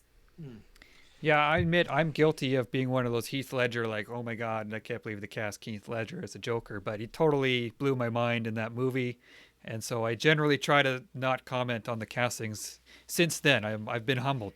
Yeah, I try to only do what I just did, like the Yeah. like this is the ones I'm excited about instead of like The only exception is Jesse Eisenberg as Lex Luthor. I did not like that from the start, And it didn't and work I either. still don't like that to this day. So I stand by that one. But for this Batman, yeah, I like the casting news, but I wonder too much. Yeah, Like- that's exactly where I was gonna go. That's a lot of characters for one movie.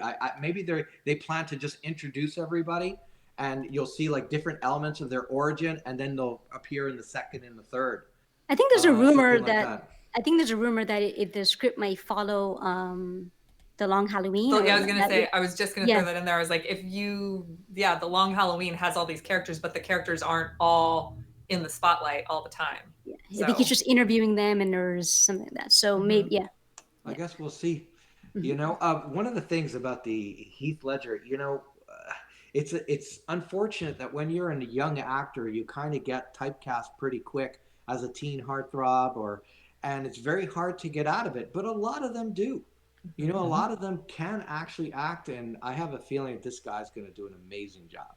I think he's going to put everything into it. He's going to surprise a lot of people. Are you Yeah, talking, I'm curious. You're talking about Robert Pattinson, yeah. Yeah, Yeah, that's what I mean. I just recently watched The King on Netflix. Me too. And Yeah. he's great in that. He is. He's Yeah. really good in that. So I think, and granted, that's not a Batman character at all. If anything, it's closer to like the Joker or the Riddler. Or like he's a very like crazed heir to the French throne, but he's good. He's really good. So if it's about his acting skills, he can act. So he could be our Batman. You don't know. Yeah, definitely. I think there's potential with this movie for sure. I just wonder how they're going to fit all these characters in and what it's really going to be about. You know, if they're just kind of there and they're setting it up for future, then that's cool. Or if they're already all developed already. Like, That the works too. Penguin is already Penguin, and Riddler's already Riddler, and Two-Face is already Two-Face. Yeah. So let's jump to the other side with Marvel here. And just they recently relaunched the X-Men series. It's been very successful, I think. One of the more successful series relaunches in a while. So that begs the question, is there another Marvel franchise that could use a reboot or a relaunch in the comic books? Four. Okay, I shouldn't have said that. Go ahead. Well, that's your answer. Your answer is No, that's Fantastic your Four? answer.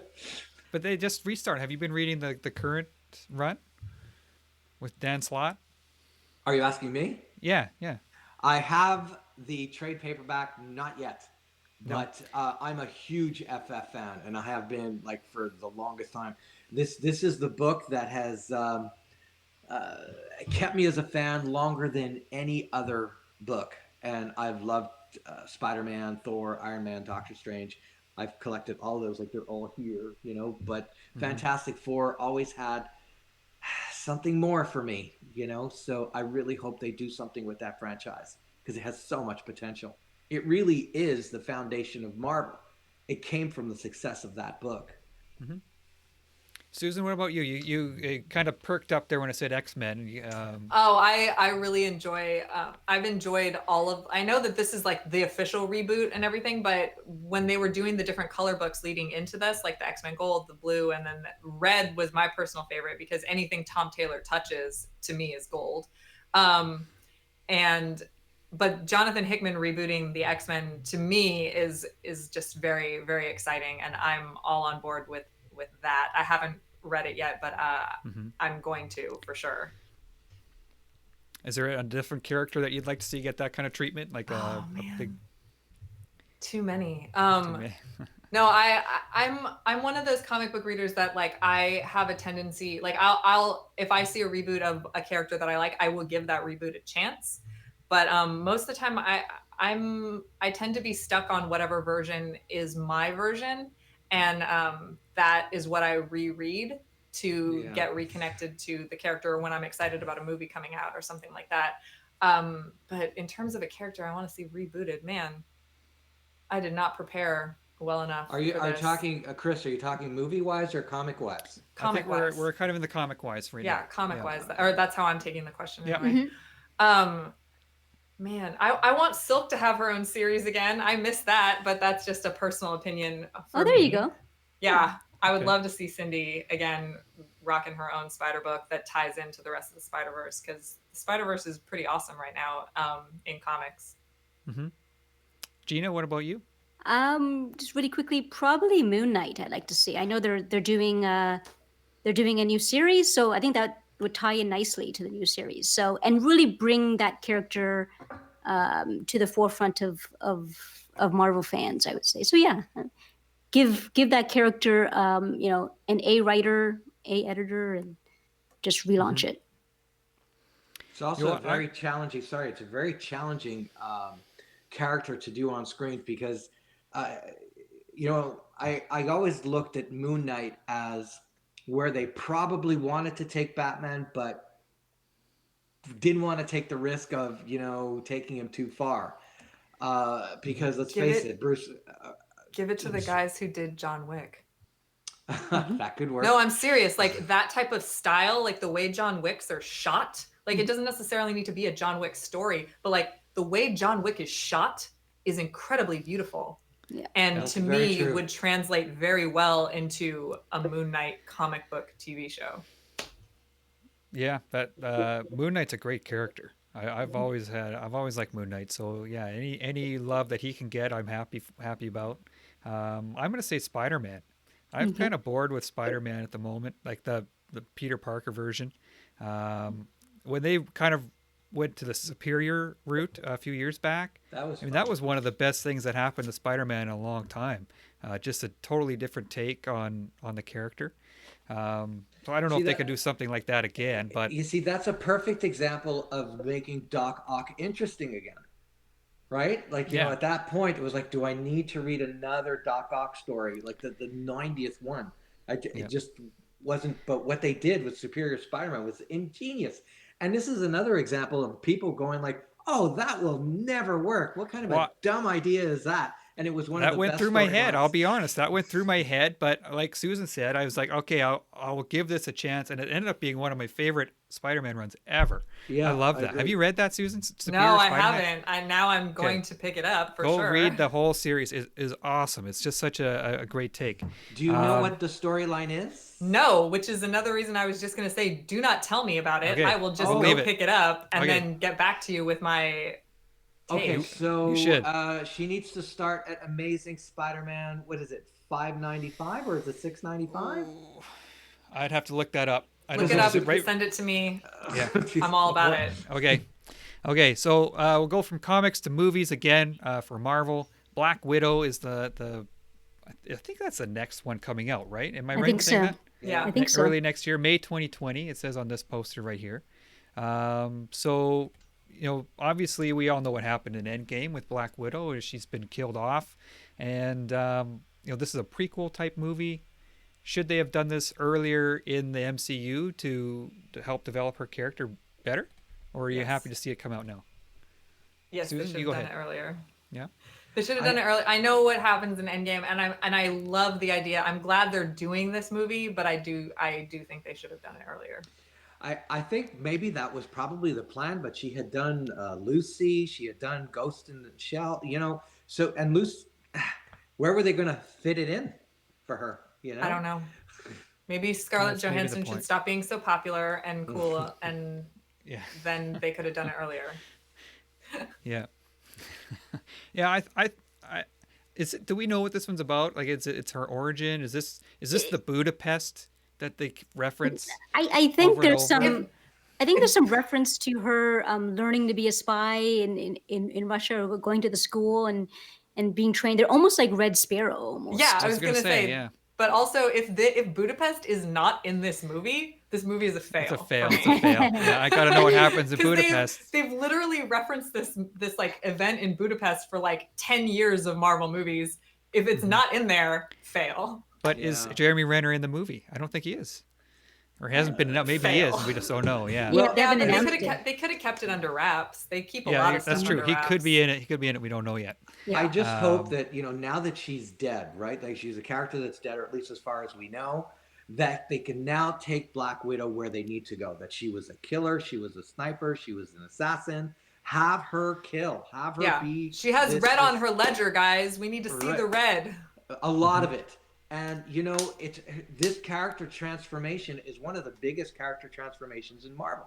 How many do we have that were assassins and killers and traitors to the cause, right? Who managed to turn things around? There aren't a lot of characters like that. I know Hawkeye, wasn't a really hero at first, but he didn't have her story arc. Her story arc is one of the most compelling in Marvel, and I hope that they don't blow it in this film. Because that is the story. I guess I'm fine with it being now. I don't know. Like you said, where would it have come, and would it have mattered as much? Now that if she wasn't dead at the time, I don't know. Maybe it matters more to me now that she is dead. I don't know.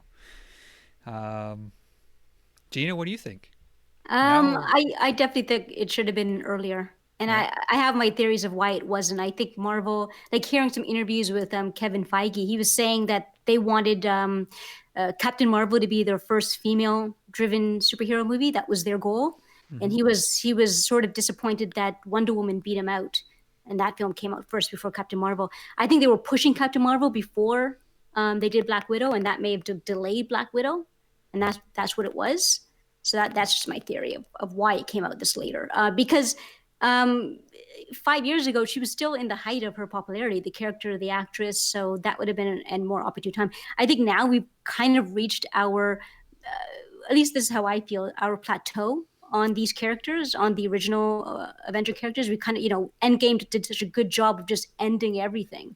So to see Black Widow in May 2020, to see that same Black Widow, 2017 would have been a different thing. So.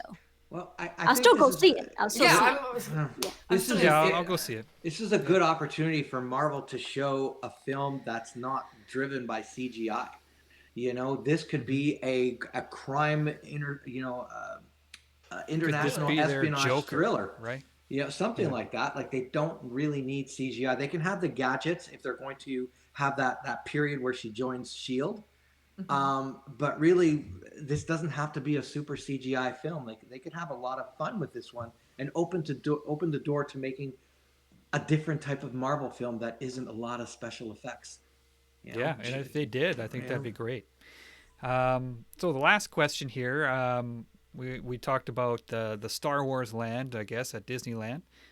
They're developing an Avengers version of that In California Adventure.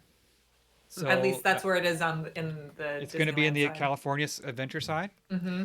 Okay. There's a big Stark Industries construction thing. At least when the last time I was there. I saw something like that. Yeah. So you're right. Yeah, I think that is where it's going to be because there was a big construction site there. Yeah, they took out a Bugs Land, which was fine. Yeah. So any predictions? What are you going to see at Avengers Campus? Oh man. Well, one, I love going over there because Doctor Strange is the character that walks around the park now. Oh, yeah? Yeah. I didn't know that. Yeah, he doesn't have like a station. It's funny because it's kind of a secret. Like he doesn't have a place where, because Spider-Man has a place where he is, and Captain America has a place where he is, and Black Panther has a place where he is. But Doctor Strange is a wandering, roaming character. So you have to like kind of talk to a cast member and ask them like, hey, so is Doctor Strange here? And they'll be like, I think he's in the dark dimension, or like they say something in character and in world and stuff. And I was like, yeah, but when might he be coming back from the dark dimension? So it's like, it's fun, but Yeah. I'm hoping for stuff like that. Like, obviously, I hope that they do like a New York street type thing where they have things like you could like a photo op with the Sanctum and Avengers Tower and some of those landmarks that are all, because Spider-Man, the Daily Bugle, like you can have a very New York based like area of it. So I'm hoping for something like that. Yeah, I think an Avengers Tower. They got to have the Avengers Tower in the skyline, and people can take pictures. I mean, for Star Wars, it's the Millennium Falcon. Yeah. People are going to be taking pictures in front of that for the next, 2 decades, right? So get something like Avengers Tower would be cool. Gina, what do you think? What's going to be the main attraction of? I think Star Stark Wars Tower is or gonna have. Disney? Yeah, I think Stark Tower is gonna have to be there. I think my predictions. I think they're gonna change, or they're gonna learn. Disney's gonna learn from some of their mistakes or missteps with Galaxy's Edge, and so they might have several rides open before they open it to the public. Because I think they're saying that was one of the issues with Galaxy's Edge. They only had one ride open when they first opened it. So I think that's one of my predictions, is that they're gonna have several rides available. For guests to come and visit. So, and maybe better food options. They have to have better food options. Galaxy's Edge food, I didn't even touch on that, is not good. Yeah. Oh, I was thinking California Adventure Park in my head, but that's the only place you can get margaritas in Disneyland at the moment. So that would be a good spot to have the Marvel exhibit. I will definitely go. Okay, so let's move on to some miscellaneous stuff. We've Game of Thrones, big series. I'm sure you've heard of it. It's just ended, but streaming TV series is sort of all super popular. What's going to be the next series that people grab onto like Game of Thrones? You seem to you want to talk about Game of Thrones? Tell us. Oh, me? Yeah. Oh no, that's you not seem what like I you know. wanted to. I just, Oh, when okay, you okay, said okay. what is the next show, like I know what my next Game of Thrones is because I have some options, and you can pick okay. whatever you want. Pick whatever you want, No, but I'm I just want to see throwing the up some. options. I want to see the options. So some of the ones that came to our mind, we had Watchmen, which is currently ongoing HBO, The Witcher, just the trailer just came out. Lord of the Rings coming to Amazon Prime. Those are just a few. But if you just want to comes to mind, yeah, so great. Which one comes to your mind? So I've been watching The Watchmen. I love it so far, but okay. I'm a big fan of the His Dark Materials trilogy, and the premiere episode was on Monday night, and I think they kind of knocked it out of the park, especially with having Daphne Keane as Lyra Balakwa. She played X-23 in Logan. So she already understands like the culture of the audience she's going into, but they really built the world really well. James McAvoy playing Lord Asriel is really, really amazing. And then to me, the character that knocked it out of the park was Ruth Wilson as Mrs. Coulter, who is, I mean, that you can see this in trailers, so this isn't a spoiler, but she's the villain in the series. Ruth Wilson from The Affair? From The Affair and from Luther. I love this actress. I love her too, and she's playing like a villain, but like not, if that makes sense. Because I've read the books, so I know that. I mean, she is a villain, but is she? It's like a Catwoman situation. Is she really all that bad if she knows if she's doing this for a reason? So I love her, and she's done really well. So it's only had one episode so far, but the fantasy element, it takes place in a parallel world to our own. So people are human, but the humans have different qualities than we have. And so it's really interesting. And now something has happened that has questioned the entire belief system of that world and what different factions of humans will do about that to either set it right or make it worse. And I love those books. And so the fact that I know some of the characters that are coming, one being played by Lin-Manuel Miranda, I'm a huge Hamilton fan. So this to me is my new Game of Thrones. Will it be everyone's new Game of Thrones? I don't know. But it's on HBO, and it's also being done in partnership with BBC. So actually, the UK gets the episodes a day before we do, and I don't know where they get them in Canada. Maybe the I don't. We get we get HBO. Yeah, we have HBO, so we see it on Monday night. Oh, so it's on Monday night. You don't get the BBC because I know some countries get BBC. Yeah. And anyway, but I'm really excited about that one. I'm really excited about Lord of the Rings. I love Watchmen right now, and what was the other show? The Witcher was the other one. I don't know anything about that, but based on the trailer, I'm obsessed with it.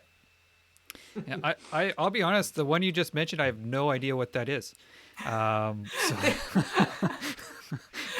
HBO. It's called His Dark Materials. His Dark Materials. Okay, yeah. So you know what the irony is? Hold on, just a maybe sec, I'll check out the books. My wife brought up this show to me, and I didn't know what she was talking about. And I'm going, what? She goes, oh, the girl from X-23, she's in it. And going, yeah. How do you know this? Like what face groups are you part of? Apparently, yeah. But it was very cool. So, but is she a musical fan? Because all the people that I know who know about this show, Lin-Manuel Miranda has been like tweeting all about it since he filmed it like last year. So. I don't know if it's like the Hamilton people who knew that it was coming. I mean, I knew it was coming out because I'm also a fan of the book, so I like the author on Facebook. So I knew when it got bought by HBO and BBC. So I knew that this was happening for a while, but I know that I also read the books like back in the day when the books were coming out. So yeah. Right, I'll have to check that one out. I don't get HBO, so I usually wait till the whole season comes out and get it on DVD or whatever. Mm-hmm. So I'll have to check that one out. Gina, is there one that stands out to you? I think so. I have watched His Dark Materials. I think it's pretty good so far. I don't know much about the franchise. Like I didn't read the book. I know they had the movie before, and that was a failure. And I know the author was really pissed about that movie. And that movie's awful. I cried when I was excited because I like went to see it, and then I cried afterwards because I was like, this isn't the book, or like this isn't even the proper tone that you should, because it doesn't have to be the same as the book, but just you have to strike the same tone of your source material, and it was all off. It was all off. That's what I read too, and so and then actually that author is friends with George R.R. Martin, and that because of what happened to Pullman, the author of His Dark Materials, in that movie, the first movie, that's why Martin didn't even want to do Game of Thrones and didn't want to give the rights away, because they ruined his friend's franchise with that one movie. But then HBO convinced him, blah, blah, blah. And it looks like maybe that's part of the reason why now he's given the rights to HBO to try it again. So I have seen it. It's pretty good. I haven't delved right into it yet. I guess I got to wait for a few episodes to really fall into it, but it's pretty good. Yeah. It's on Monday nights up here as well. To answer the question really quickly, I would right now, I'd put my money on the Amazon Prime Lord of the Rings, only because, and this might sound like a shallow reason, but because that is the only series I think that has the money to compete with what Game of Thrones did. So that's the only series right now that, I mean, it's going to be the most expensive series ever made. That's the only one that, in terms of production value, it's gonna excel and exceed, what Game of Thrones did. So. Is Peter Jackson involved in that? No, not at all. Not at all. Not at all. Not at all. Charles, what's got you excited? What do you think's the next big streaming show? Susan, you sold me on this show. I should listen to my wife more. I'm glad I got you to listen to your wife. Yeah. So, kidding aside, one of the things that I am interested in is in the Loki series.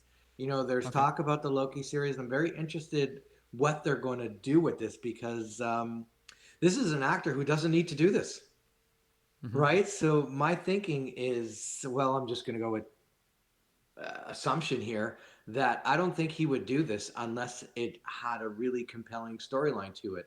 And I imagine that it's going to be him bopping around time in the universe with the cosmic cube, right? The Terrasact. Apparently, it ties right into the Doctor Strange. Yeah. I think I read that recently. Yeah, they announced that, I think, this week, that and WandaVision, which I'm very, very excited about. because Both of them. Okay, maybe that's the one I'm thinking of. No, they're both tied Oh, into okay. Doctor Strange and the Multiverse of Madness. Okay. So I'm excited about that. I love the idea that Loki could be bopping around like Yeah. with the Tesseract. Quantum Leap style. Yeah. Quantum Leap style. Yeah. And think of all the people Yeah. he could meet I in know, the that'd Marvel be cool. universe that we haven't seen yet, bopping Yeah. around with that stone. That's And right. he's a troublemaker, right? Mhm. So God of mystery. he's just gonna cause lots of trouble, and it's a lot of fun. I think of the ones that we mentioned, or the ones that we had pictures of, I think The Witcher has the most potential, in my opinion. Okay. It's got a big enough following right now, kind of like Game of Thrones did, but between the games and the books, that to get that initial viewership, and then if it's good, and it's also got my wife interested. Henry Cavill's in it, so she's in. And apparently, it looks like a more mature type show because I don't know if you guys watched the trailer. I put it on at work, and I'm full screen at work, and I'm like, holy shit, there's an orgy going on in the background of one of the scenes, and so I'm like, oh shit, You're like- click. And hopefully no one saw that. So I think it's got that adult, mature element to it that people I think really liked about Game of Thrones.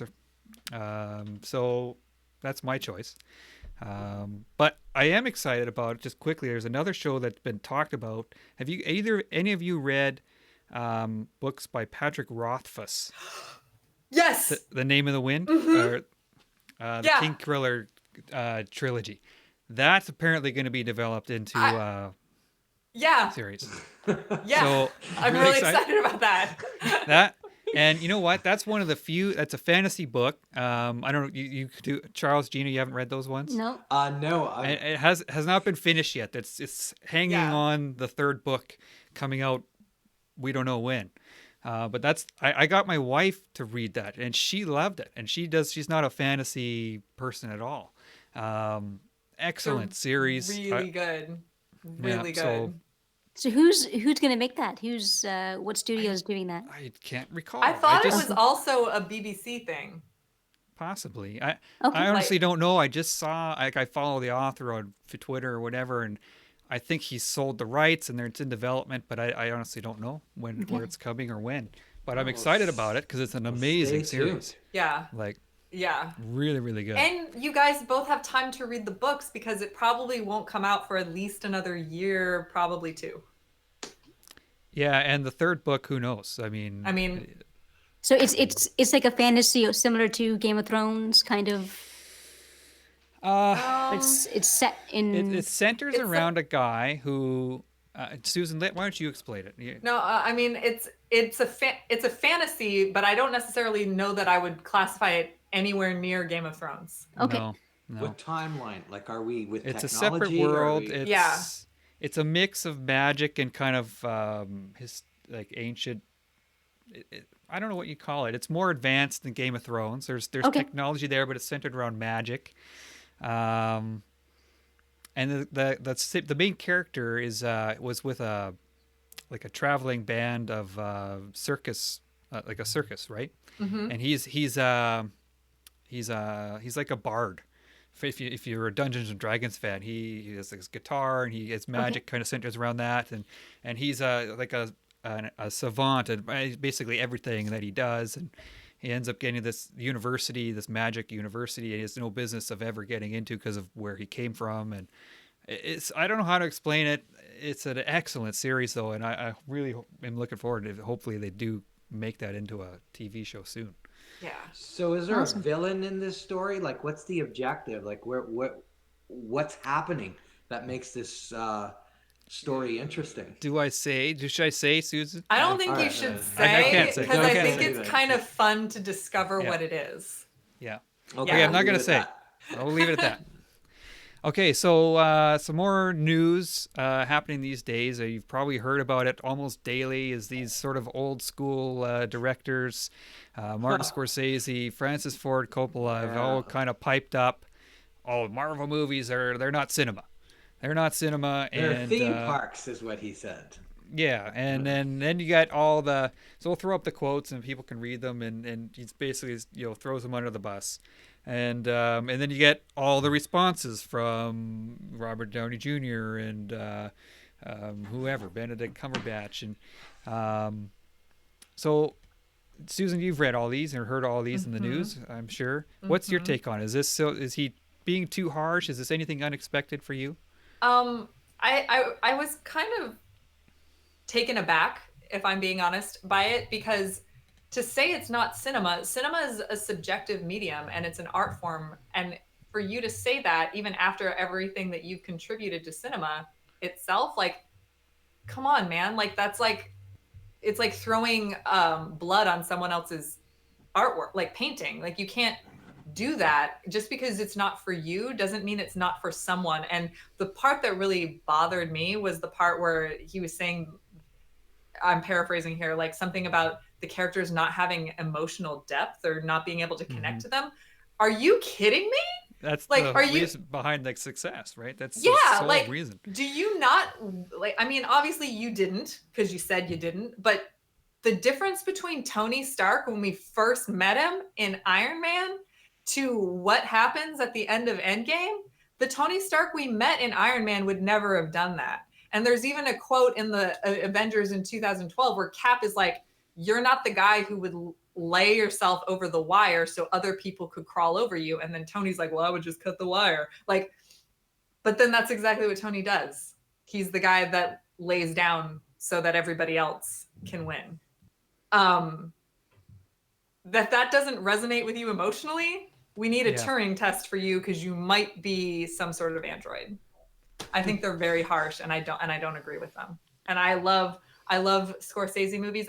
I love Coppola movies, but don't throw blood on other people's artwork. That's not okay. Mm. What do you You think, know, Charles? Too harsh? it's very unfair, and I'm going to explain why. You know, Robert Redford was in The Winter Soldier, which is arguably one of the best Marvel movies, if not the best Marvel movies. Mm-hmm. And people were surprised to see Robert Redford. I mean, like the Robert Redford was in a Marvel movie. What the hell? And they went up to him and they asked him, and they said, What are you doing? Like, you don't even need to be in movies anymore." And he said this, "You know what? I was very curious. What is this Marvel cinema? What are they doing here? I want to be part of it. I'm curious to know what it is." He had no Mm-hmm. idea what it is, and he didn't trash it and went in there and became a part of it. Whereas Scorsese came straight out and said, "You know what? I haven't really seen these films." It's like the opposite of what Robert Redford did. Yeah. Robert Redford was curious, wanted to try it out, got himself a leading role. I mean, when we all saw Robert Redford, wasn't there that part going like, "Hey, that's Robert Redford"?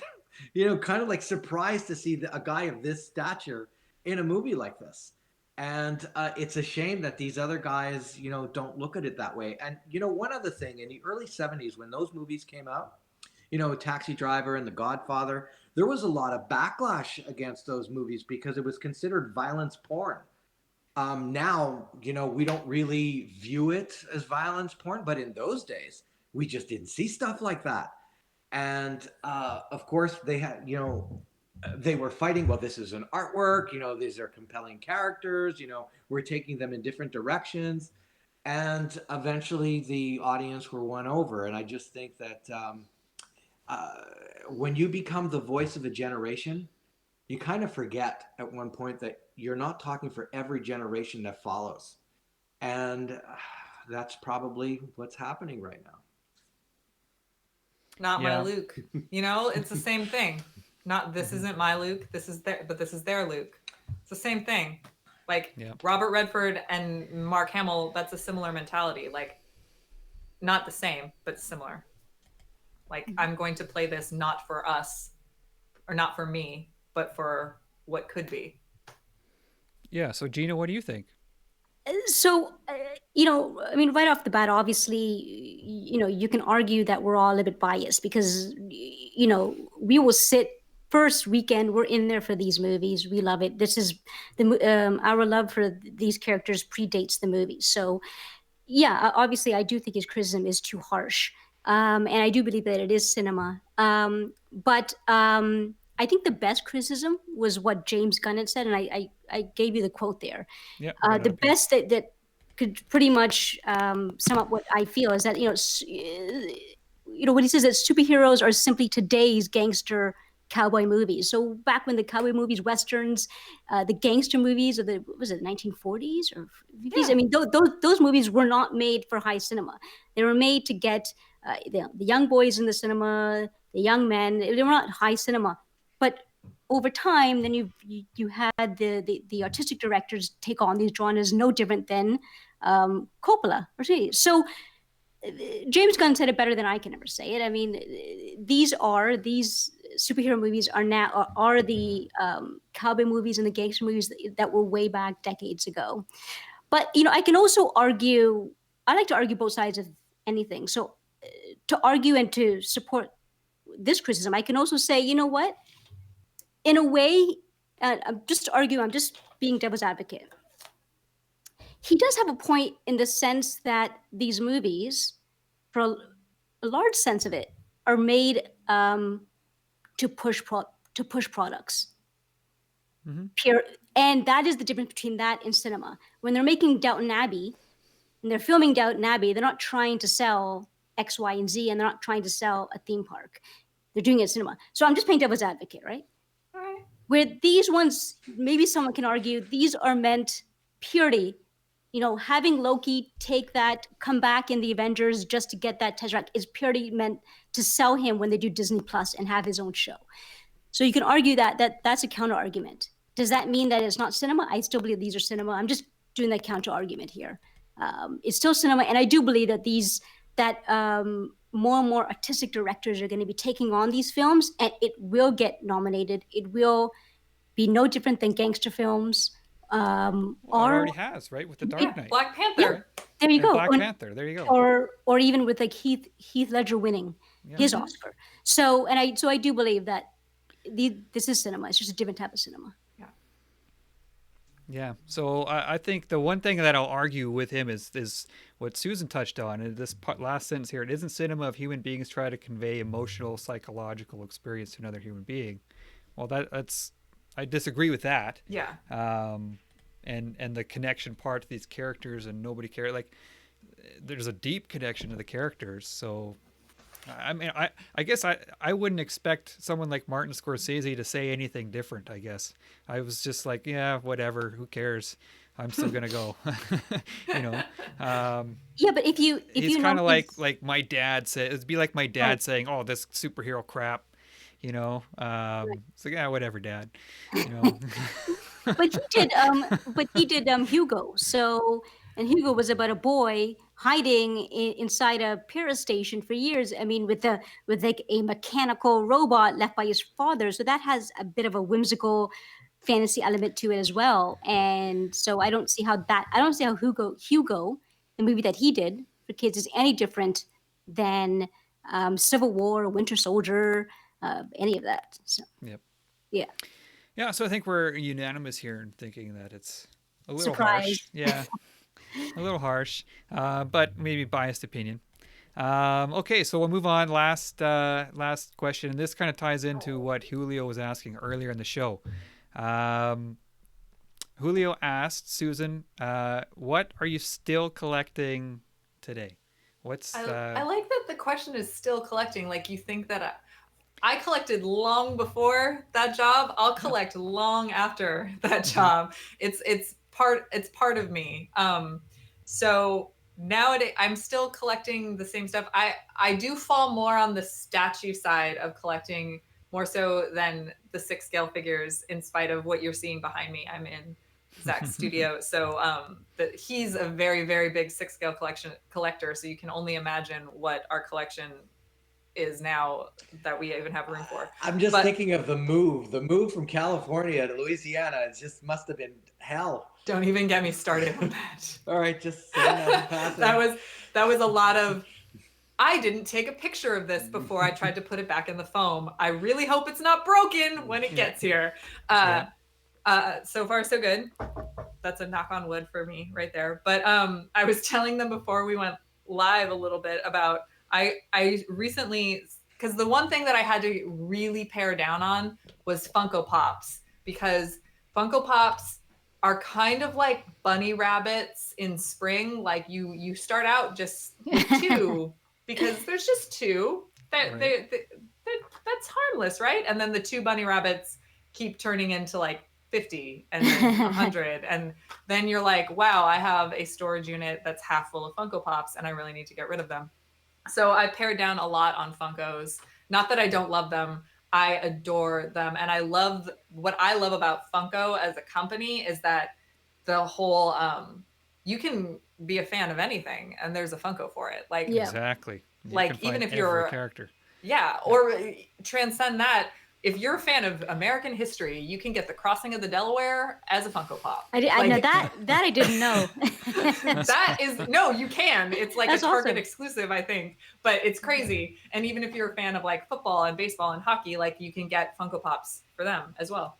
But what we discovered recently was, and these have been around for years, but they evolved into really, really cool things. Hot Toys does this line called Cos Babies, and Cos Babies are like Funko Pops, but they're like more detailed and they're sculpted. And this Miles that I have right here, he even has like a fabric cowl Oh, wow. thing. Oh, Okay.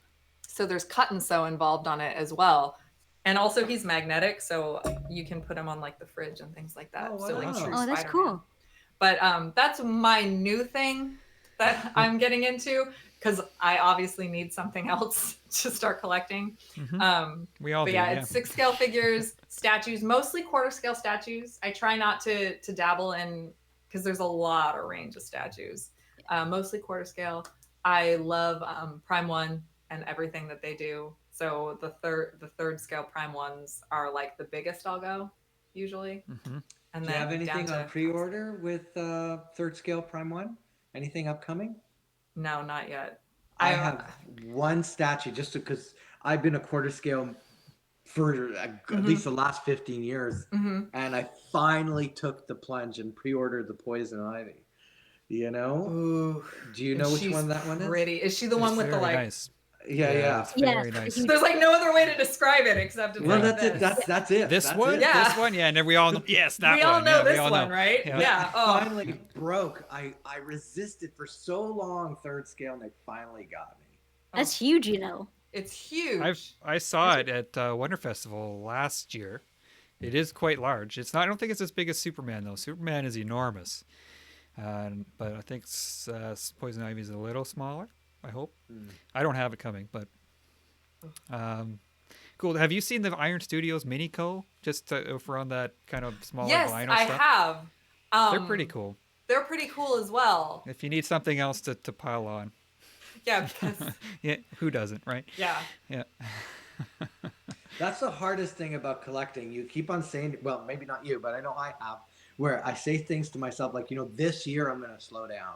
This year maybe will be my last year. Maybe I'll just have a few more. I got pretty much a statue of everybody I would ever want. And then it's, For me, even in my phone, I collect by character, which is kind of nice. So I only keep the characters that really resonate with me, and I'm very specific. And I even keep like a list in my phone in the notes of like, so I can kind of remind myself that I do collect this character or don't collect this character or something. I even have it so specific to like rules of collecting. I had to. It's boundaries, it's rules, and it was like you only collect this character if the piece is like spectacular. Like you can get her, but the piece has to be spectacular. Something it's so like that. funny. But I have very similar rules to collecting. Like if I'm going to buy original art, which is something I also collect, I have to say to myself, because they're so expensive now, I have to say to myself, will this be a top 10 piece? If it's not a top 10 piece, I do not buy it. Yeah. So I totally get what you're saying. So that kind of ties into the question, like what is the most prominent franchise in your collection? Honestly, it's Catwoman because I've collected her the longest. She was who I started collecting when I very first started collecting. So I think in terms of just like quantity wise, I have the most Catwoman pieces out of any other character in my collection. Yeah, so it'd be Catwoman. I love her. How about you, Chris? Most prominent character, single character? Oh, franchise. Or Franchise? Franchise would right now would be Spider-Man, but it's going to be X-Men. because of all the X-Men stuff coming. It's just been like a flood. I mean, I'm so screwed next year from X-Men stuff. I don't know where I'm going to put it, well, I'm going to pay for it, but that doesn't matter right now. I'll deal with it when it comes. But it Well, will be you know X-Men. it's happening, so start saving now. It's like you want to That's go. right, You know, that's some right. people save because they want to go to Europe for 3 weeks or whatever. You gotta, X-Men stuff's coming. Yeah. Hmm. So it's coming. It will be X-Men. Right now, it's probably Spider-Man, the most Spider-Man themed pieces. But if it's a single character, it's Daredevil. I got like 20 Daredevil pieces That's around. 20. Yeah. How about you, They're Charles? different sizes. They're different things. I I've been buying statues since 1995, and in the span of that time, I've probably had over 500 pieces. But I've had to change my rules of acquisition, and right now, the only way my collecting and my space can survive is if I only have one of that character. So if I see a Spider-Man statue that I really like, well, I gotta sell the one that I have right now, unless it's like the black costume Spider-Man, and that kind of falls into a loophole of the rules. Mm-hmm. But in terms of franchise, I would have to go generic. It's like Marvel and DC.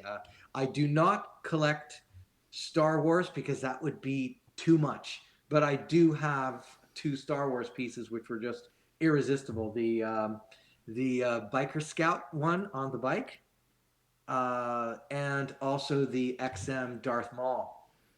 When they're too beautiful, I like what are we getting next year, right? The XM Predator. We don't even buy Maybe Predator, could be this year. right? Um, So yeah. I guess I buy what I like, and it's got to be something I don't already have. Um, But you're getting the poison ivy, but you have the samurai poison ivy. You're getting the prime one. right, but Hmm? that poison ivy, the Hush poison ivy, Yeah. looks nothing like the Okay. samurai poison ivy. All So it right, falls into that okay. Sure. loophole of rules Sure. where, Right. yeah. So. Okay. So what you're saying is your rules are crap and they don't mean Yeah, I anything. was gonna say those don't really sound like rules. You can change the rules as you go. Uh-huh. Well, the other most important rule is that Rules when are some- there ain't no rules. Yeah. when something comes in, something's got to go out. So I pretty much always have the same number of pieces in my collection. And the other most important rule, I probably shouldn't share this, but the other most important rule is that I'm not allowed to spend any money. So for the last like 15 years, I haven't spent a dime on collectibles. It's always been paid by collectibles I've sold. So I've Wow. always, I'm very disciplined that way. So No, that's actually, I think that's insanely impressive wow, because thank you. the market for them has gone up. Like to pre-order something, it's not what it cost even 4 or 5 years ago. So the fact that you've still been able to like accrue value from other pieces that then will cover a more expensive piece, that's fantastic. I'm impressed. Well, thank you. However, it doesn't always work in my favor. Chris, you know this story. We were at New York Comic Con, and I went to see Arthur Adams. Are you familiar with that artist? Yes, I am. Okay, so Arthur Adams is one of my favorite artists, and I went to his table, and I already had a cover of his, and I saw that he had an even more beautiful cover. So I fell in that loophole world, and I couldn't go to the artist and say, "Hey, could you hang on to this while I see if I could sell something else?" Right. So I sold something, got the X amount that he wanted for that cover. I went back to him, and guess what? It was gone. It was gone. It was Oh. gone. But hey, one great thing about artwork is that there's always another There'll be piece that's something going to else, draw yeah. your interest. And the very next day, the deceased line, they had a painted cover of Poison Ivy, kind of looking like a zombie. I don't know if you've seen that cover. Yeah, I know. Okay, that one. well- I followed Deceased a little bit. Okay, well, I just bought that cover. Ooh. So it's very, very nice. It's supposed to come in the next couple of weeks whenever the artist, if you're listening, decides to ship it. But that's what happens. Like I one of the things I learned is that that play account that I was talking about, which is what I use to buy collectibles, it needs to be full all the time because I never know when I'm going to find something. Statues, 6 months, a year in advance is, I'll make sure I can have the money. But with artwork, you have one shot. You see it, buy it, because 5 minutes later it could be gone. Yeah. So I think I once showed you a piece of a Doctor Strange artwork, the Gabriel Del Auto. That's my piece. Yes. So it's He one of owns the it, yeah. most beautiful Doctor Strange paintings out there. Mhm. I was in that exact same position. Thankfully, I had the cash at the time Oh. and was able to pay for it. And ever since that is the piece I get most requests to purchase than anything. No, that one can't go because I say I to wouldn't myself, sell it. I wouldn't I sell ask that one. It's myself, too nice. what can I replace that with? Yeah, What Nothing. there's Doctor Strange nothing. piece It's out there irreplaceable. You is can't. It's too nice. Yeah. Yeah. You know what? While you're on, I'll bring it downstairs so you can see it. I'll be right back. Okay. Well, Oh we'll my kill gosh. time while Charles is gone. Wow. It's beautiful painting. The original artwork world, that's above my head. I can't do get it. it. I No, can't me do neither. it. Plus, I wind up putting shelves on my wall with stuff on them. So, Mhm. like, I don't necessarily have wall space. I did do like Mondo prints for a while, but I was very specific with like the artist and it was mostly Disney because once I started getting into the superhero ones, there were just too many. So it was like I have a lot of the Tom Whalen Disney ones, like his Lilo and Stitch and the Frozen and stuff like that. Frozen. Oh yeah. So, Susan, we have one thing in common in that we're both huge Doctor Strange fans. So I'm going to show you something. Can you see this? Now hold it Oh A yes, little bit I higher. can. Yeah. A little higher? I know the Back up. top of it though. Like as soon as Back the up. top. Yeah. Can you see? Wow. I'm not. So this is called a widescreen painting. It looks like something out of a movie, you know. Mm-hmm. So, okay. Anyway, so That's I was beautiful and Yeah. completely irreplaceable. You can't ever. You No. can't. I wouldn't sell it either. Yeah, never sell that. That's one of my problems is I have such a hard time selling stuff, letting go of it. A bit of a Yeah. hoarder that way. But anyways, I think unless you guys have any last questions for Susan, Well, I'm I just don't have gonna- a question. I just want to say thanks so much for coming on the show and Oh my God! hang- Of course. hanging around with three Canucks. Oh Yeah, my it's been a gosh. yeah. Thank you. Yeah, thank you so Yeah, much, Susan. absolutely. Thank you so much for having me. I mean, this is amazing. Any opportunity to talk pop culture with like-minded Yeah. people for me is this is the best day. So there you go. Yeah, thank you so Yeah. much. And Yeah. actually, on that note, I wanted to ask one last question. Mm. So we've been talking for almost an hour and a half or 2 so. hours almost. yeah. Almost 2 of hours. pop culture. Yeah. And just to reference something that happened, I think a year and a half ago, the comedian and talk show host Bill Maher, he made comments about pop culture, and about how maybe us fans should grow up and get over this and this and that. And I'm actually a fan of the comedian, but it got me thinking, and this is the question for you, just to end the show. Okay. Why does pop culture matter? We've been talking about it for an hour and a half. Why does it matter to you?